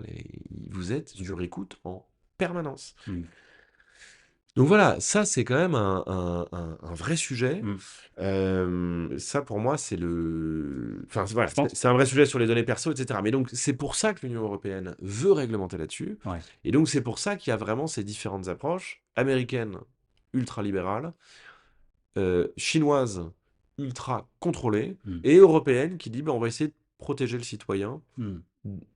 des mauvais usages de cette technologie. Et c'est vrai que il y a des mauvais usages. Les États se permettent de faire ce qu'elles veulent, hein. Et lorsque il y a une personne au pouvoir qui a des pensées qui ne sont pas forcément pour protéger les citoyens, ça peut faire peur. Et on se dit que avec l'avancée de l'IA, moi, en tant que citoyen, comment je peux ne pas être chez moi et me dire, ah ben mec, attends, là, ils ont tellement une technologie qui est dingue, ils peuvent limite savoir si tu vas aux toilettes, si, Oui, je pense. ils peuvent tout savoir, Ouais, quoi. ouais. Avec l'heure, effectivement, enfin, en tout cas, en recoupant des stats, oui, Ouais, parce que, enfin, mais en même temps, regarde, enfin, je veux dire, là, donc moi j'ai un téléphone Android, ouais. donc c'est un système d'exploitation Google. Donc il a déjà ma position GPS en permanence. Déjà, ça c'est une info hallucinante. C'est-à-dire que savoir où tous les gens, il y a 2 tiers des personnes qui ont des Android et je sais pas, peut-être 2 tiers de la population mondiale qui a un téléphone. Hmm, Donc voilà, de un, ça veut dire qu'en gros, ils connaissent la population d'1 tiers du monde hmm, en temps réel, quoi. Enfin, je veux dire, c'est hallucinant. hmm, Et ça, c'est que sur la position. Ensuite, je vais poser des questions. hmm, Donc ils savent ce que j'ai cherché, tel jour, telle heure, etc. hmm, Euh, enfin, je veux dire, c'est dingue, quoi. Alors, tant que c'était utilisé que pour, là encore, je dis que pour vendre des choses, même ça, c'est discutable, parce qu'en fait, la surconsommation, c'est aussi un des problèmes en termes de réchauffement climatique, etc. Mais la rigueur, bon. Mais quand effectivement ça tombe entre de mauvaises mains, hmm, enfin, je veux dire, je sais pas si tu as vu le film La vie des autres, qui parle de la manière dont l'espionnage était fait en RDA, c'est-à-dire avant la chute du mur de Berlin, hmm. Je donc l'ai en pas encore. Allemagne de l'Est. C'est un super film parce qu'en gros, il raconte qu'il y a des gens, donc c'était une dictature, hein, Hmm, qui passaient leur temps à regarder la vie des autres et à consigner ça dans des carnets. hmm, Et donc, effectivement, suite à la chute du mur, ces carnets ont été ouverts et donc tu voyais tout, quoi. Machin, et allait à l'épicerie à 15h52, etc. Eh bien, ça, c'est maintenant fait en temps réel hmm, et de manière consentie. hmm. C'est-à-dire que c'est même pas une dictature qui nous le demande, c'est nous qui le faisons volontairement. Ouais. Et on dit, tiens, t'en as pas assez, je vais te mettre une photo de moi sur Facebook. Comme ça, en plus, tu verras quelle tête j'avais et là, c'est ce que je dis, tu vois, ce régime-là, la police politique, c'était la Stasi. Et ben, ce que je dis, c'est que les réseaux sociaux et ces systèmes de téléphone, ça, c'est le rêve de la Stasi. Hmm, C'est-à-dire que même les pires dictatures du XXe siècle n'auraient jamais cru possible une telle accumulation de données. Donc là encore, tant hmm, que c'était entre les mains de gens pas trop méchants, ça allait. Mais ce qui est en train de se passer aujourd'hui aux États-Unis hmm, peut nous faire penser que peut-être ce pays deviendrait une dictature hmm. avec toutes ces données. Ouais, Et là, on a un vrai sujet. Là. ouais, c'est vrai. Avant de reprendre l'épisode dans 10 secondes, je remercie les personnes qui me suivent déjà et bienvenue à ceux qui me découvrent. Si vous aimez ce que je propose, n'hésitez pas à lâcher un petit like ou à vous abonner. Ça me permettra de gagner en visibilité et surtout à inviter d'autres personnes intéressantes. Merci d'avance et retour à l'épisode. Il y a certains experts qui parlent en fait aussi d'une guerre froide technologique entre les grandes puissances, hein, et que l'IA serait l'arme clé du 21e siècle par rapport à ça. Est-ce que tu partages cette idée, toi, ou... Oui, alors, mais c'est Poutine d'ailleurs qui disait en 2007, celui qui maîtrise l'IA maîtrise le monde. Hmm, Ouais, tu vois l'ambiance. Euh, oui, c'est-à-dire que, alors, là encore, c'est pas l'IA toute seule. hmm, Et puis en fait, l'IA pourrait avoir plein d'applications hmm, dans les mains de quelqu'un qui voudrait prendre le pouvoir. L'application militaire avec les drones autonomes, on en a parlé. Mais également la manipulation en masse. Et donc ça, c'est ce dont je parlais avec la publicité politique sur les réseaux sociaux, avec le marketing ciblé, mais ça peut prendre en fait plein d'autres formes, Mm. et notamment c'est ce qu'on dit aujourd'hui d'ailleurs. On dit, voilà, mais de toute façon, on va bientôt être en guerre, etc. Il y a des gens qui disent, mais on est déjà en guerre. Ouais. Mais on est déjà en guerre dans un espace et dans un terrain qui n'est pas celui habituel de la guerre, c'est le cyberespace. Mm. Mais dans le cyberespace, on est déjà en guerre depuis longtemps. Quand des groupes de hackers étatiques vont faire tomber les hôpitaux en France, ben en fait, c'est des actes de guerre. Mm. Je veux dire, c'est pas juste. Alors, il y a un peu les deux. Il y a des pirates, il y a Mm. des gens qui sont juste là pour l'argent, qui vont mettre des ransomware, Mm. mais parfois, ce sont des groupes dont on sait qu'ils sont financés par des États. Mm. Eh bien, rendre inopérant un hôpital dans un pays, c'est un acte de guerre. Mm. Et en fait, des actes de guerre de ce type-là, il y en a plein. Et notamment, et là c'est sûr que l'IA peut avoir un impact très négatif, en termes de désinformation. Et là aussi, il faut lire David Chavalarias, Toxic Data là-dessus, qui explique comment les Russes notamment, mais pas que, mais quand même très notamment les Russes, mènent des campagnes de désinformation en masse pour diviser les pays, et pour diviser les pays démocratiques. Il a notamment un exemple incroyable, en 2016, dans une petite ville du Colorado, je me souviens plus où. Il y a une manifestation qui est organisée et une contre-manifestation qui se monte autour de livres musulmans Mm. qui étaient dans une bibliothèque et où les gens disaient on va les enlever de la bibliothèque. Et donc là, il y a deux groupes qui se forment. Il y a ceux qui disent ah ben enfin, c'était de la propagande. Et puis d'autres qui disent mais c'est scandaleux, il faut garder tous les savoirs. Bon. Les organisateurs de ces manifestations, donc le jour de la manifestation arrive, il y a, je sais pas, 500, 1000 personnes qui disent ouais, il faut les garder, non, il faut les enlever. Bon. Les organisateurs de la manifestation n'étaient pas là ce jour-là. Et tu sais pourquoi? Parce que les organisateurs de ces manifestations sont à Saint-Pétersbourg, en Russie. Wow. Ça a été créé de toutes pièces par des fermes à trolls. C'est Mm. ça les fermes à trolls. C'est des gens qui vont créer des news complètement bidons, des Mm. groupes Facebook complètement bidons, Mm.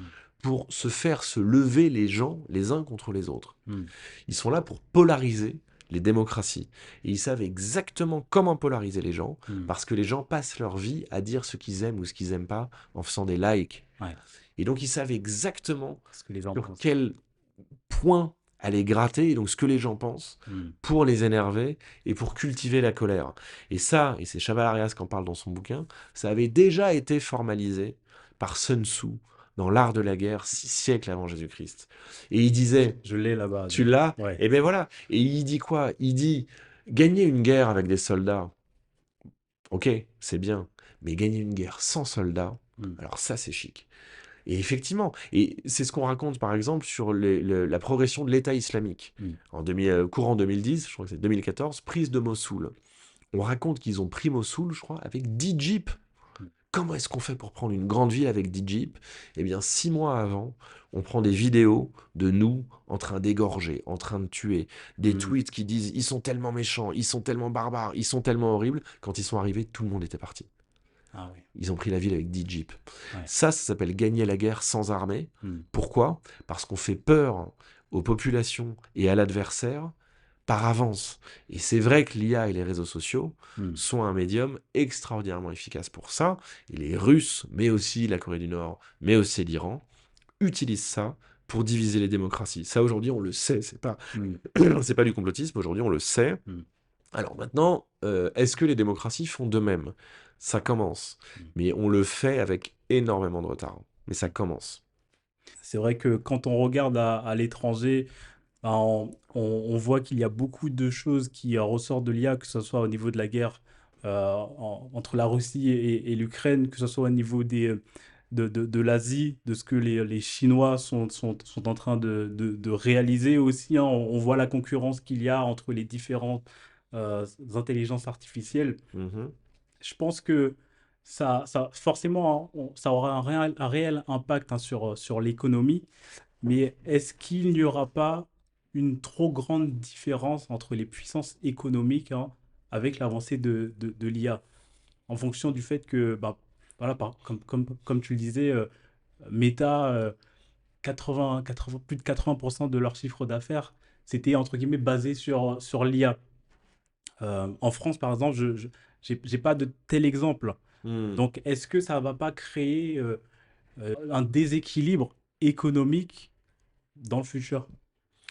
Alors, en tout cas, ce qui est vrai, c'est que, euh, et c'est aussi la marque des révolutions profondes et importantes, euh, ça change tout. Et donc, du coup, ceux qui étaient des petits acteurs hier deviennent les nouveaux géants, ceux qui étaient des géants deviennent des petits acteurs. Il y a une inversion, il y a un changement des rapports de force qui est très important. Oui, aujourd'hui, les entreprises qui sont basées sur l'IA et qui sont, je dirais, digital native sont bah, les plus valorisées, les plus puissantes du monde. On parle, c'est très principalement Google, donc Alphabet, Hmm. Facebook, donc Meta, et Amazon. Maintenant, c'est pas que de l'IA. Quelqu'un comme Amazon, par exemple, fait énormément d'argent donc en vendant des objets, mais ils font peu de marge là-dessus. C'est-à-dire qu'en fait, ils vendent quasiment à prix coûtant. Hmm. La vache à lait d'Amazon, c'est pas le fait de vendre et de livrer des colis. La vache à lait d'Amazon, c'est AWS, qui est Amazon Web Services, qui est en fait leur service de cloud.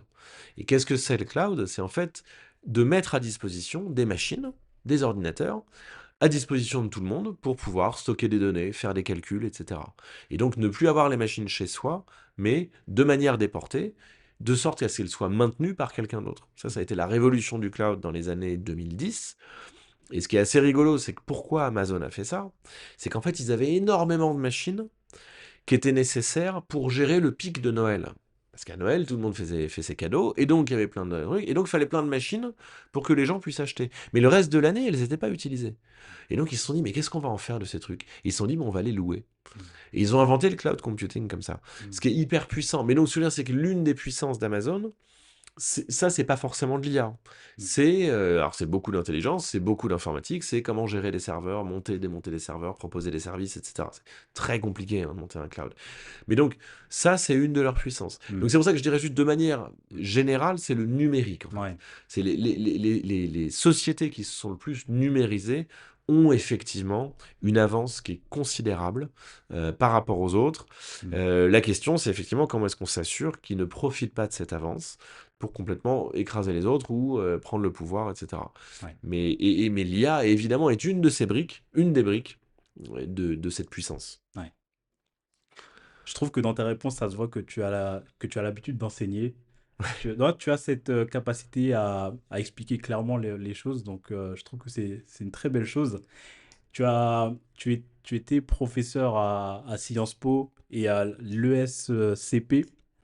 Quelles sont les questions en fait qui te revenaient le plus souvent de la part de tes élèves ou peut-être même de ton entourage sur le sujet de l'IA?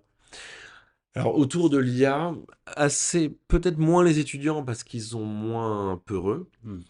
mais j'ai aussi enseigné, bah, je fais aussi parfois en formation continue, des gens qui sont un peu plus âgés, où il y a une immense peur autour de Hmm. l'IA. Moi, c'est la première question, enfin la première réaction que je vois par rapport à ça, c'est la peur.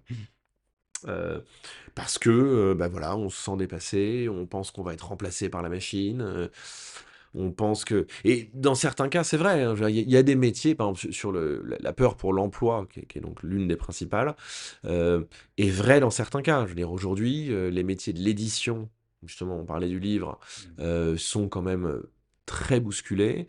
Il y avait notamment des traducteurs hein, qui sont aujourd'hui presque entièrement remplacés par de l'IA. Hmm. Les gens qui faisaient du graphisme vont être aussi et sont en train d'être très remplacés par l'IA, ou s'ils ne sont pas remplacés, leurs prix sont divisés par 10, Hmm. donc ils ne peuvent plus en vivre. Donc oui, ça a des impacts. En revanche, le grand chômage généralisé, ça je n'y crois pas du tout. Il y a plein de nouveaux emplois Hmm. qui se créent aussi dans l'IA, liés à l'IA, etc. Ouais. Donc c'est pour ça aussi, pour revenir vraiment au tout début de notre discussion, que je voulais faire un livre pour sortir de la fascination, c'est aussi un peu sortir de la peur. Euh, de toute façon, c'est là, et ça va pas disparaître. Hmm. Ça, c'est clair. C'est pas juste une mode et dans 2 ans, on n'en parle plus. Ça, c'est clair. C'est là, c'est un nouvel outil, c'est un outil transformant, c'est un Hmm. outil très important. Donc, il faut comprendre comment il marche, et il faut s'en emparer. Hmm. Il faut surtout pas faire l'autruche. Hmm. Ce qu'on dit souvent, Et je trouve que cette phrase résume assez bien les choses, c'est: «L'IA ne va pas remplacer les gens, mais les gens qui utilisent l'IA vont remplacer ceux qui ne l'utilisent pas». Hmm. Et donc c'est vraiment ça. C'est un outil, oui, c'est un outil. L'IA ne va pas remplacer l'humain. Par contre, les humains qui savent l'utiliser remplaceront ceux qui ne l'utilisent pas. Donc c'est vraiment ça. Mais donc première réaction face à l'IA, c'est souvent la peur.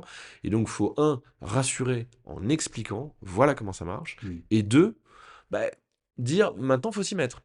Faut Ouais, pas non plus attendre que le train passe parce que ceux qui auront pris le train, ils te remplaceront. ouais. Tu le cites aussi dans ton livre. Donnerons-nous notre langue au chat GPT, hein. Oui. Donc l'impact de l'IA sur notre avenir. Mais si tu devais retenir un message dans cet ouvrage, ça serait lequel? Et ça, c'est dur, ça. J'en retiens forcément plusieurs. Ouais. En tout cas, si je devais dire quelque chose aux gens, c'est... euh, il y en a vraiment plusieurs. Il y en a un, en tout cas, qui est clair, c'est vérifier ce que ces trucs-là vous racontent. Hmm. Ça, c'est clair. ChatGPT, comme je l'ai dit, et donc c'est aussi pour ça que j'explique comment ça marche, c'est une machine à prédire le mot suivant. Emily Bender, professeur à NYU, à New York, dit c'est un perroquet statistique. Et c'est exactement ça. C'est-à-dire qu'en fait, il donne le mot le plus probable, Hmm. étant donné les précédents. Donc ça, c'est ce qu'il faut garder en tête. Et c'est important parce que, comment dire, ça fait que on doit garder du recul sur ce qu'il nous dit. Ça peut tout à fait être faux. Il parle toujours avec beaucoup d'assurance. Très régulièrement, c'est faux. Moi, d'ailleurs, je sais qu'à titre personnel, j'utilise assez peu cet outil Hmm. parce que, en fait, ben, comme je suis forcé de vérifier tout ce qu'il me raconte, Hmm. ben, je préfère aller directement sur un moteur de recherche chercher ma réponse. Hmm. Et en revanche, les fois où je ne trouvais pas ma réponse sur un moteur de recherche et que je lui posais la question, lui, évidemment, me disait si, si, bien sûr, etc. Hmm. J'ai été invité la semaine dernière à Orléans Mhm. pour un tribunal des générations futures. Et je cherchais qui avait dit une phrase, alors qui est un peu compliquée, mais que je trouve très, très chouette, qui est le soc de la charrue et la lame de l'épée sont faits du même métal. Et ce Hmm. qui est intéressant, en gros, ça veut dire quoi? Ça veut dire qu'avec la technologie, ça peut servir à tuer comme à faire pousser des plantes. Hmm. Voilà, bon, le soc de la charrue et la lame de l'épée sont faits du même métal. Et je me demandais qui avait dit ça. Je trouve pas sur Google. Je vais demander à ChatGPT et je lui dis ah mais qui a dit ça? Et alors là toujours mais bien sûr c'est Victor Hugo dans Les Misérables enfin espèce d'abruti limite entre parenthèses tu vois bon Oui. et donc et je lui dis ah bon mais quel personnage dit ça dans Les Misérables? C'est Valjean, c'est Cosette, c'est Hmm. qui? Et il me dit je sais pas, non mais c'est peut-être pas dans Les Misérables en fait. Je lui dis mais alors c'est dans quel livre de Victor Hugo? Il dit ah non mais en fait c'est peut-être pas Victor Hugo. Non mais en fait je sais pas qui a dit ça. Ouais. Et là j'étais là genre T'es ah obligé de ouais. challenger. Mais ouais! Et du coup, c'est vrai que ça retire un peu l'intérêt du truc. C'est-à-dire que si vraiment enfin, comment dire? Si en fait, à chaque fois qu'il nous dit quelque chose, faut le vérifier, Ouais. bon, donc voilà, ça peut être utile. Maintenant, je connais plein de gens qui me disent: «Je gagne plein de temps avec ça me fait des tâches, répétitives». Donc oui, pour, écrire un mail, pour, traduire un bout de texte, pour, je sais pas moi, ouais, faire un texte de manière un peu formelle, on n'a pas forcément le formalisme, ça, il le fera très bien. Hmm. Mais toujours en fait, il faut toujours être en mesure, comme tu dis, de challenger sa réponse. Hmm. Ça, c'est vraiment hyper important et pourquoi je trouve que tu me disais: «Quel est le truc à retenir?» Pour moi, pourquoi je choisis celui-là? C'est parce qu'on parlait de désinformation. Ouais. Il est possible que ce soit ça les premières sources de désinformation demain.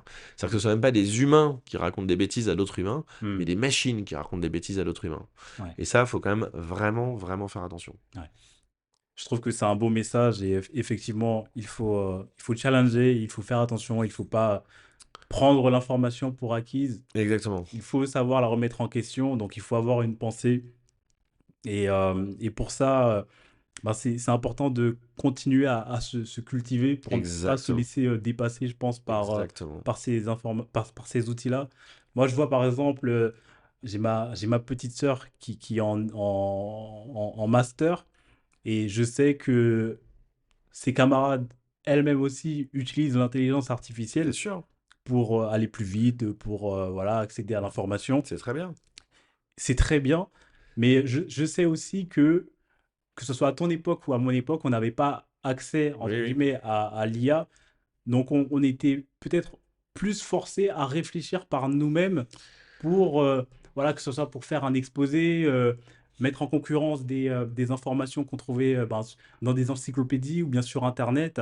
Oui, Donc, je trouve que ça nous a apporté quand même, ça nous a apporté un schéma de réflexion qui nous permet justement d'avoir cette posture de pouvoir challenger les intelligences artificielles aujourd'hui. oui, Et c'est vrai que moi, j'ai peut-être peur que la génération qui arrive, où voilà, ils sont vraiment dans cette bulle et tout est à disposition pour eux, mm, j'ai peut-être peur qu'ils développent pas suffisamment cette pensée pour être en possibilité de remettre en question les informations qu'ils ont devant eux, quoi. ouais.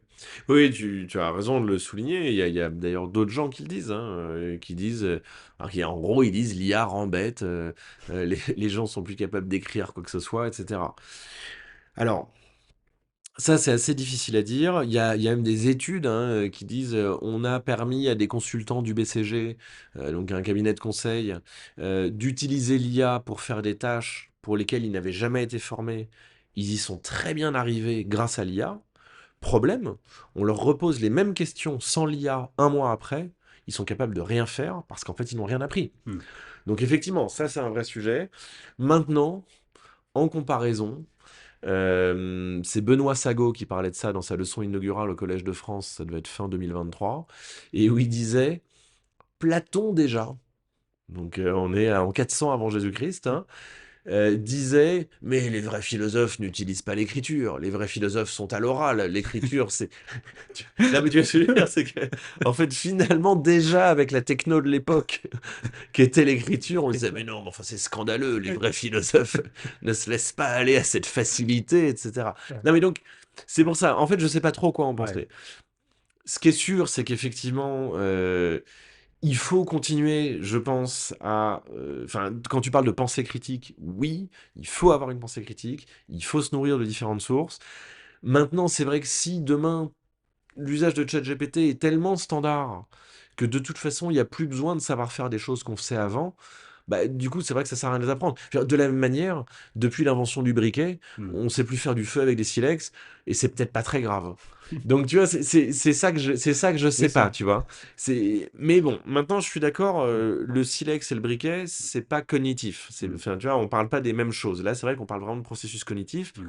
Et à l'inverse, par exemple, tous les neurologues, tous les pédagogues, tous les profs disent il faut continuer à apprendre à écrire à la main. Hmm.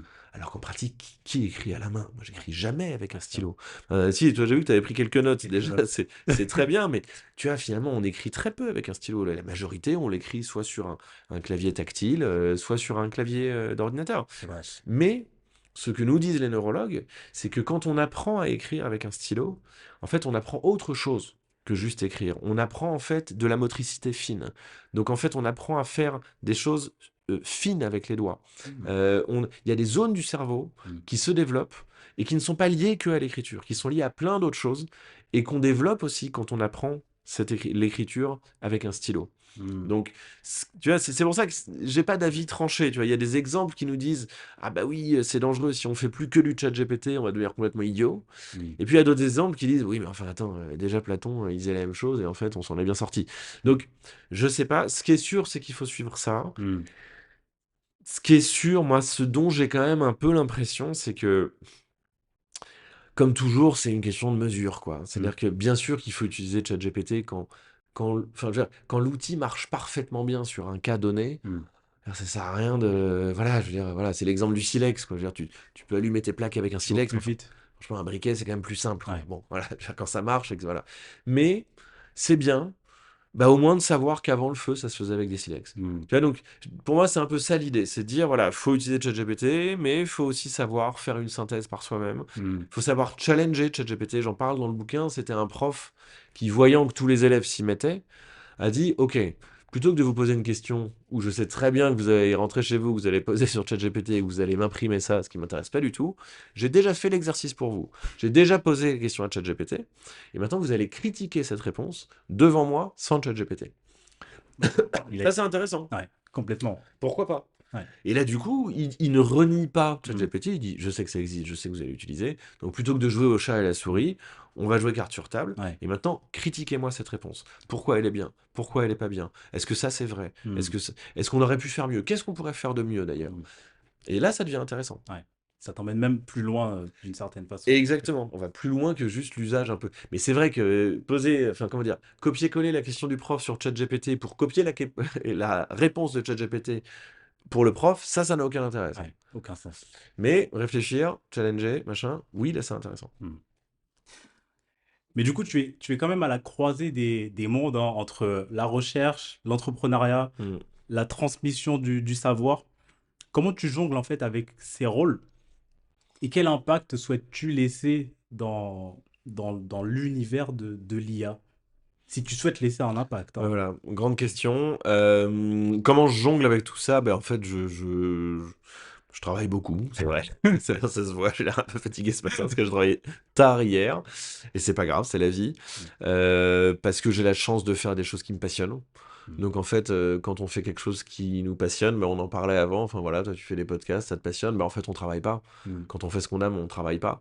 Alors c'est vrai que c'est toujours rigolo, c'est pas que l'éclate permanente évidemment, parfois il y a des trucs moins rigolos, mais quand on fait un truc qui nous anime, qui nous donne envie de nous lever le matin, il y a plus de travail quoi. mm, Donc voilà, je jongle avec tout ça. En fait, un peu comme, tu sais, parfois on planifie, on prévoit, on machin, et puis parfois on suit le vent. ouais, Et donc voilà, bah, je fais un peu les choses comme ça. mm, Non, maintenant, comment dire, tout n'est pas complètement du hasard, quoi. mm, C'est-à-dire que, ben, en fait, enseigner, mm, entreprendre, écrire un bouquin, ben, en fait, tout ça, ça se rejoint et ça s'alimente. mm, Moi, je sais que quand j'ai fait ma thèse là, à Jussieu, donc à Sorbonne Université, ben, en fait, j'ai continué de garder une activité de conseil, parce que avant de faire ma thèse, j'ai travaillé 7 ans dans le conseil chez Capgemini et chez mm, Ernst Young. Et donc, j'ai gardé cette activité, bon, un, déjà pour arrondir un peu les fins de mois, et deux, parce que j'avais besoin de cette alimentation entre théorie et pratique, en fait. Moi, alors il y a des gens qui le font très bien, mais moi, c'est pas ma personnalité, qui sont tout le temps dans les bouquins, dans les équations, tu vois, les matheux. J'étais juste en face d'un labo de maths, tu sentais qu'il y avait des gens, ils étaient pas vraiment, ils étaient pas complètement avec nous sur Terre, quoi. Et par ailleurs, c'est d'immenses mathématiciens, etc. Il y a des gens qui sont très bien là-dedans, et mm, ça va. Moi, j'ai besoin d'un dialogue mm, entre la théorie et la pratique. mm, Parce que je trouve que ça s'alimente très bien. mm, Et c'est peut-être d'ailleurs un peu comment dire, ma personnalité d'ingénieur. Finalement, l'ingénieur, il est un peu comme ça. Il est toujours entre théorie et pratique. mm, Le scientifique, mm, tu vois, Marie Curie, elle était à la fois capable d'établir des équations extrêmement complexes mm, et de passer des années les mains dans le radium pour aller extraire cette petite matière et découvrir la radiation, etc. Elle en mourra d'ailleurs. mm, Tu vois, et elle est allée Marie Curie, est, je trouve, une femme absolument inspirante. mm, Et elle est allée sur les champs de bataille pendant la Première Guerre mondiale avec ce qu'on appelait les petites curies, qui étaient en fait les premières machines qui permettaient de faire des radios. Et donc, qui permettait de savoir si oui ou non l'os était cassé, et donc s'il fallait rapatrier la personne à l'arrière ou pas. Enfin, et donc, elle aussi, elle était dans la théorie et la pratique. mm, Tu vois, elle est dans les équations les plus complexes, et tu la vois avec Einstein, avec Bohr, avec les plus grands scientifiques du XXe siècle.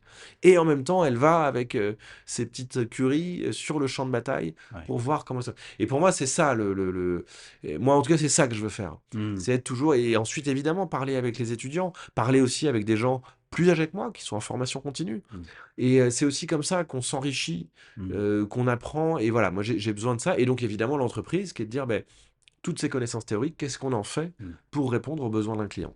ouais. Et voilà, et tout ça s'alimente et me plaît beaucoup, me demande du travail évidemment, mais c'est pas grave, ça me plaît. Donc c'est plus du travail. Ouais, c'est vrai, ça se rejoint et puis ça se sent que ce n'est plus du travail Ouais, à voilà. ce stade-là.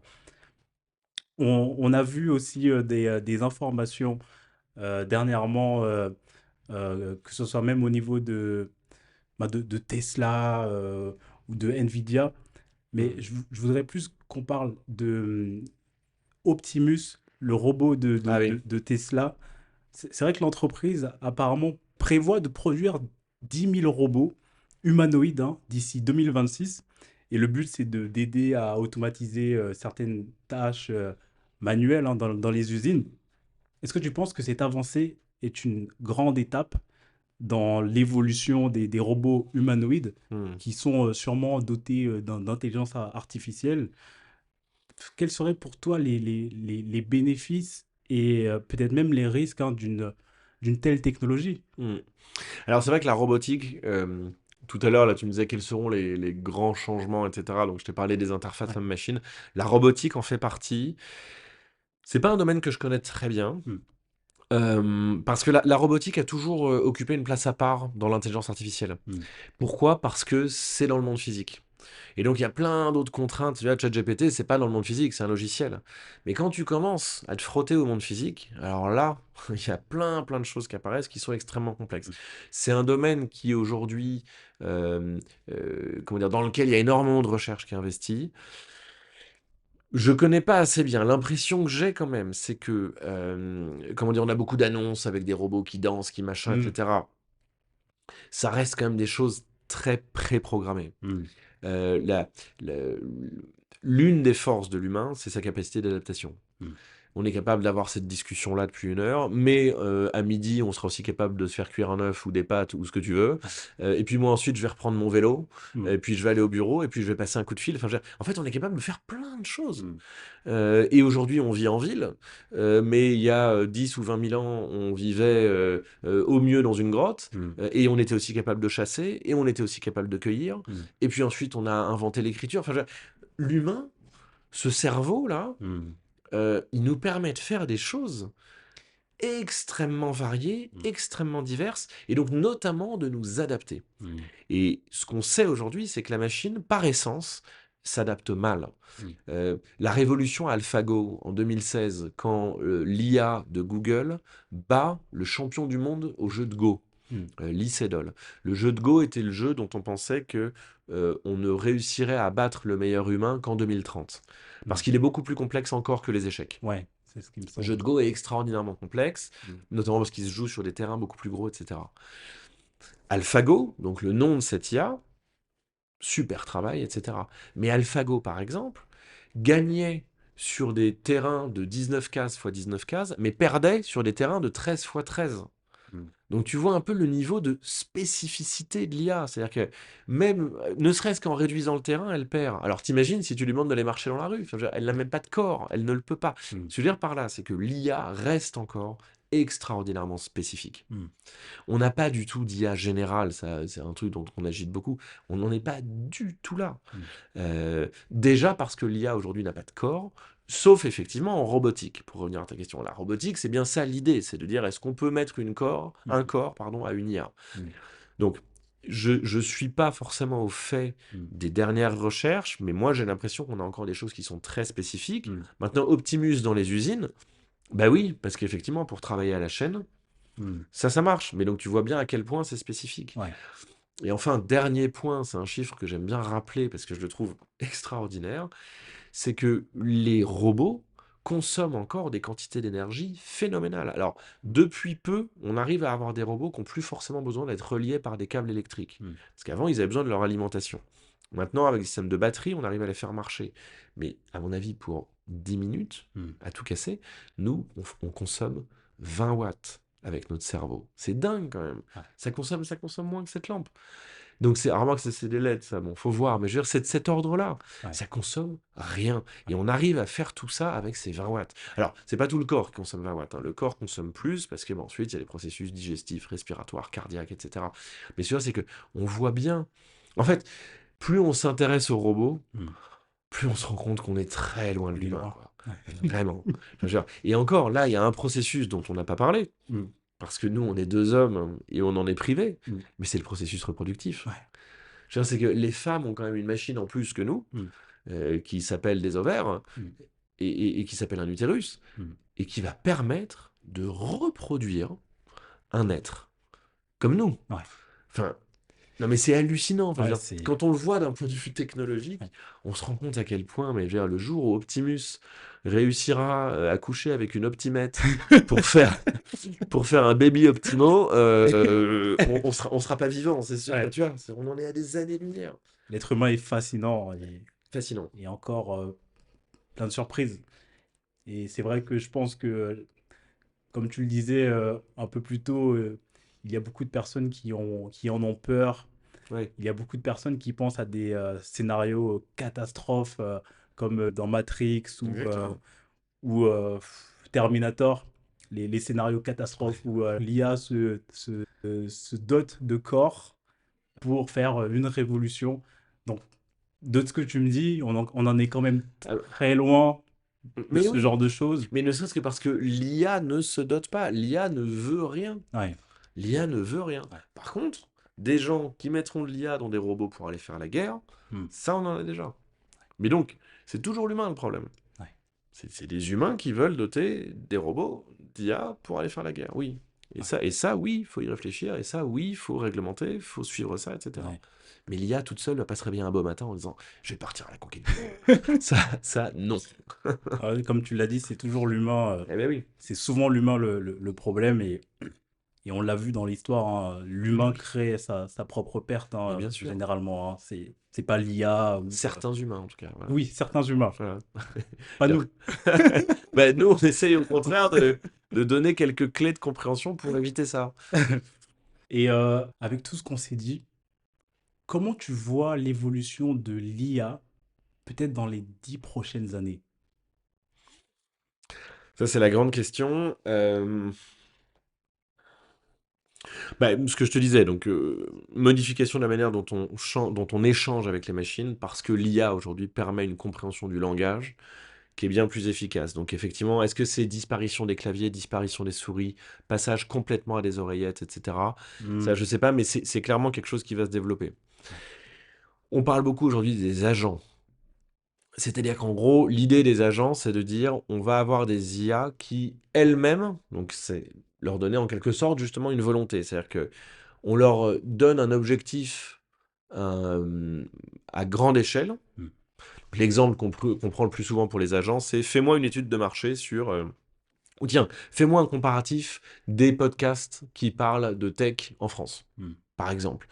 Et donc là, il va aller chercher sur des moteurs de recherche, et puis il va analyser automatiquement les réponses. Ça, on peut déjà y avoir accès à ce genre de choses. Sur ChatGPT, je crois que si vous avez un compte payant, je sais pas si ça existe encore en gratuit, hmm, mais tu peux y aller hmm, et mettre Deep Research, et là tu vas le voir qui réfléchit. hmm, Il va dire, ok, l'utilisateur me demande une étude de marché ou un comparatif sur les podcasts machin. Bon, je vais commencer par aller chercher sur Internet, et là tu le vois, je suis en train de chercher sur Internet. Ah, voilà mes résultats, etc. Donc ça c'est pas mal, et effectivement on voit que en quelque sorte, l'agent, ou en tout cas l'IA, hmm, se fait un plan toute seule hmm, qu'elle va exécuter. Donc là, c'est vrai que ça, c'est des choses qu'il faut regarder quand même. ouais, Si le plan un jour, c'est de dire, bon, l'humain me demande d'aller partir à la conquête du monde. Alors comment est-ce que je ferais? Ben, je commence par essayer de hacker les serveurs du FBI. ouais, Et bon, alors, sauf que, voilà. Sauf qu'ensuite, on se rend compte que, ben, en fait, très vite, elle n'y arrive pas, quoi. ouais, C'est-à-dire que c'est en fait beaucoup plus compliqué que ça. hmm, Pour l'instant, elle ne peut faire que des choses assez limitées. hmm, Faut voir dans quelle mesure l'évolution de ces agents va quand même nous permettre de lui demander des choses de plus en plus sophistiquées. ouais, Alors, on peut imaginer des frigos avec des... Imagine, tu as un petit robot qui sait... mais je sais même pas s'il pourrait sortir de chez toi. Mais supposons, hmm, c'est ceux de robots qui arrivent à rouler, sortir de chez toi. Tu vois, tu pourrais lui dire. Puis toi, t'es encore je sais pas où. Tu vas rentrer à la maison. hmm, Et puis, avec ton oreillette, tu lui dis, bon, écoute, je sais pas, moi j'ai envie de manger, je sais pas moi, des lasagnes ce soir. hmm, Et là, le robot va ouvrir la porte du frigo, va analyser ce qu'il y a dans le frigo, va ouvrir la porte du placard, machin. Bref, il est capable de se faire une liste de courses. hmm, Il a une sorte de petite carte bleue incluse tac, pour passer en sans contact. hmm, Il va au supermarché, mais même ça, enfin, je sais même pas si en 2030 on ouais, l'aura, enfin, ou en 2040. Je veux dire, on ouais, est tellement loin de ça. Pourquoi? Parce qu'en fait, la vraie vie, bah, c'est, bah, en fait, ouais, là, il y a une corbeille au milieu du chemin, et lui, cet abruti, il va la prendre. Alors non, il va essayer de tourner, clac, mais en tournant, il va renverser ce truc-là. Enfin, hmm, je sais pas comment dire, il y a une sorte de telle maladresse dans tous ces trucs-là que, hmm, pour moi, ça, ce sera pas du tout réglé d'ici 2030. En ouais, fait, ces choses qui nous paraissent tellement évidentes, ouais, comme marcher, courir, se lever, éviter un obstacle, hmm, sont horriblement compliquées pour des robots. hmm, Et le problème, c'est que quand tu les fais sur un logiciel, au pire, si ça se plante, ça se plante. Et hmm, c'est ce qui passe avec ChatGPT, il raconte un truc faux, bon, ça va. hmm, Mais quand tu le fais avec une voiture autonome et que tu rentres dans une poussette, ouais, voilà, là, c'est moins drôle. ouais, Et donc, je pense qu'on est encore quand même très très loin de réussir à avoir réglé ça. Donc voilà, les avancées de l'IA, oui, interaction homme-machine, oui, on va continuer à travailler sur les agents, on verra en quoi on arrive à les rendre plus ou moins autonomes. Mhm. Moi, je pense que ça restera très virtuel et je pense que dans le monde réel, on est encore très loin d'avoir des vrais robots autonomes. On les aura peut-être dans les usines, Mhm. mais comme on les a déjà depuis les années 70, hein. Enfin, je veux dire, les premiers robots dans les usines, c'est les années 70. Tu vois, bon. Ouais. Qu'est-ce qu'il y aura d'autre en IA? Mhm. Bon, de toute façon, enfin, ça restera des usages de l'IA par l'humain, quoi. Ouais. Ça, c'est sûr, ça, c'est sûr. Et ça ne va pas changer, ça. Ouais. L'IA complètement autonome, j'y crois pas. Ouais. Je trouve que ça m'a rassuré d'échanger avec toi hein, Tant sur, mieux. sur ce sujet. Non, vraiment, parce que j'avais quand même beaucoup de zones d'ombre, même si je suis dans le milieu de l'informatique aussi. Il y a des aspects de l'IA comme l'avenir de l'IA, comme l'IA dans la robotique, comme voilà, le fait de comprendre que au niveau de l'avancée de l'être humain, bah, on l'a vu par le passé, hein, avec l'arrivée de l'écriture, comme tu l'as dit, bah, l'être humain a toujours su aller un peu plus loin que ça et être concurrencé ben, par ce qu'elle produit, hein, par les technologies qu'elle produit. Mhm. Donc je trouve que c'est rassurant en fait de comprendre qu'on est dans cette continuité finalement de l'histoire et que au final ça va nous aider d'une certaine façon à nous élever un peu plus. Oui, en tout cas, de toute façon, enfin, ça ensuite, il y a les penseurs de la technique. Mm, Jacques Ellul, dans le système technicien, il nous dit de toute façon, ça arrive. De toute façon, on crée mm, de la technique. Lui, il dit même en fait que d'une certaine manière, c'est la technologie qui nous recrée à son tour. mm, Ce qui est assez vrai, et c'est Simondon qui disait ça, Gilbert Simondon. C'est-à-dire qu'en fait, le rapport de l'homme à la technique, il est un peu comme celui de l'œuf et de la poule. C'est-à-dire que, bien sûr que l'homme invente la technique, mais la technique réinvente l'homme à son tour. mm. Et il est évident que sans l'écriture, par exemple, on n'aurait jamais pu évoluer, on n'aurait jamais pu faire de cartographie, par exemple. Ouais. On n'aurait jamais pu stocker la connaissance et avancer, on n'aurait jamais pu faire de mathématiques, etc. Donc, et chaque invention, à son tour, réinvente Mm, celui qui l'a inventé. mm, Et donc, il y a ce rapport depuis toujours entre l'homme et la technique. mm, Et ben, l'IA n'y déroge pas. C'est-à-dire qu'on aura ce même rapport avec l'IA. mm. Maintenant, c'est vrai que l'IA et l'informatique, d'une manière plus générale, sont voilà, des révolutions majeures dans l'histoire de l'humanité. Et ben, coup de bol, on est là pour en profiter. Voilà.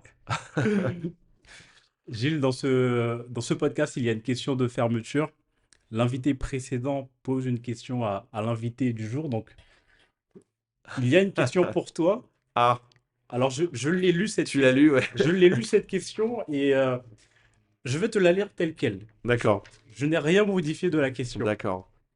T'es prêt? Ouais, ouais. Si ta vie entière suivait le script écrit à ton origine, entre parenthèses par toi, quelle histoire est-elle destinée à te raconter et quel serait le titre? Waouh. Euh, Ça, c'est rigolo. Ça, c'est vrai qu'à ma naissance, je savais écrire. Mais pourquoi pas? Parce que ça, c'est ce que dit Socrate dans le Ménon. Il dit, en fait, on sait déjà tout et on passe sa vie à désoublier.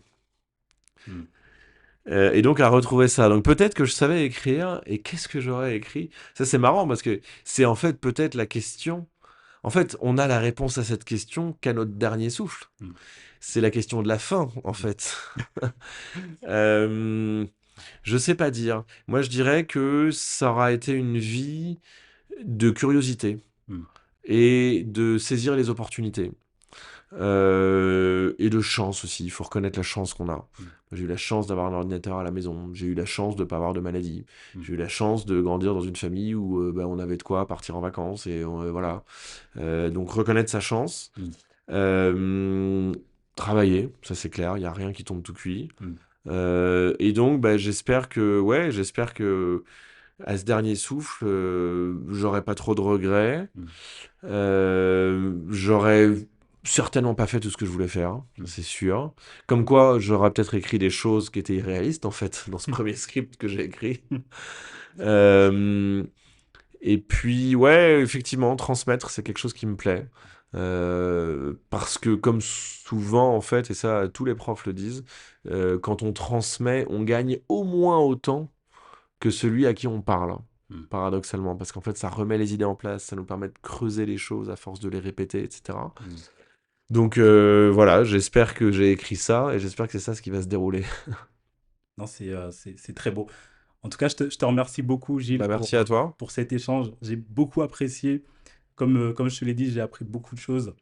Et je trouve que ça va permettre à des personnes qui n'ont pas ces informations-là, ben, de se rendre compte que, voilà, que que ce n'est pas quelque chose de forcément dangereux de comprendre que l'IA, c'est l'IA, qu'il y a l'être humain derrière, mais que l'IA, c'est une technologie, entre guillemets, neutre, hein, d'une certaine façon, Bien sûr.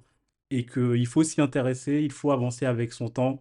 Et je pense aussi que tu l'expliques bien dans ton livre. Je ne l'ai pas encore terminé, mais j'ai beaucoup apprécié les premières pages que j'ai commencé à lire. Et j'invite les personnes justement qui se posent des questions sur l'IA, des personnes qui souhaitent aller un peu plus loin que cette conversation qu'on vient d'avoir, ben, de se procurer ton livre, hein, qui est disponible, ben, je pense, partout, hein, que ce Partout, soit en sur librairie ou Amazon, sur Amazon. Ouais. voilà, partout. Et je les encourage, ben, à se le procurer et ils vont passer un bon moment. Je leur souhaite. Bah écoute, merci beaucoup à toi en tout cas pour cette invitation, pour cette belle discussion. Effectivement, tu me disais au début que tu avais une bonne oreille et que tu savais écouter les gens, et c'est vrai, et tu sais aussi les relancer habilement. Donc j'ai aussi passé un très bon moment avec toi. Je te remercie, Gilles. Merci à toi.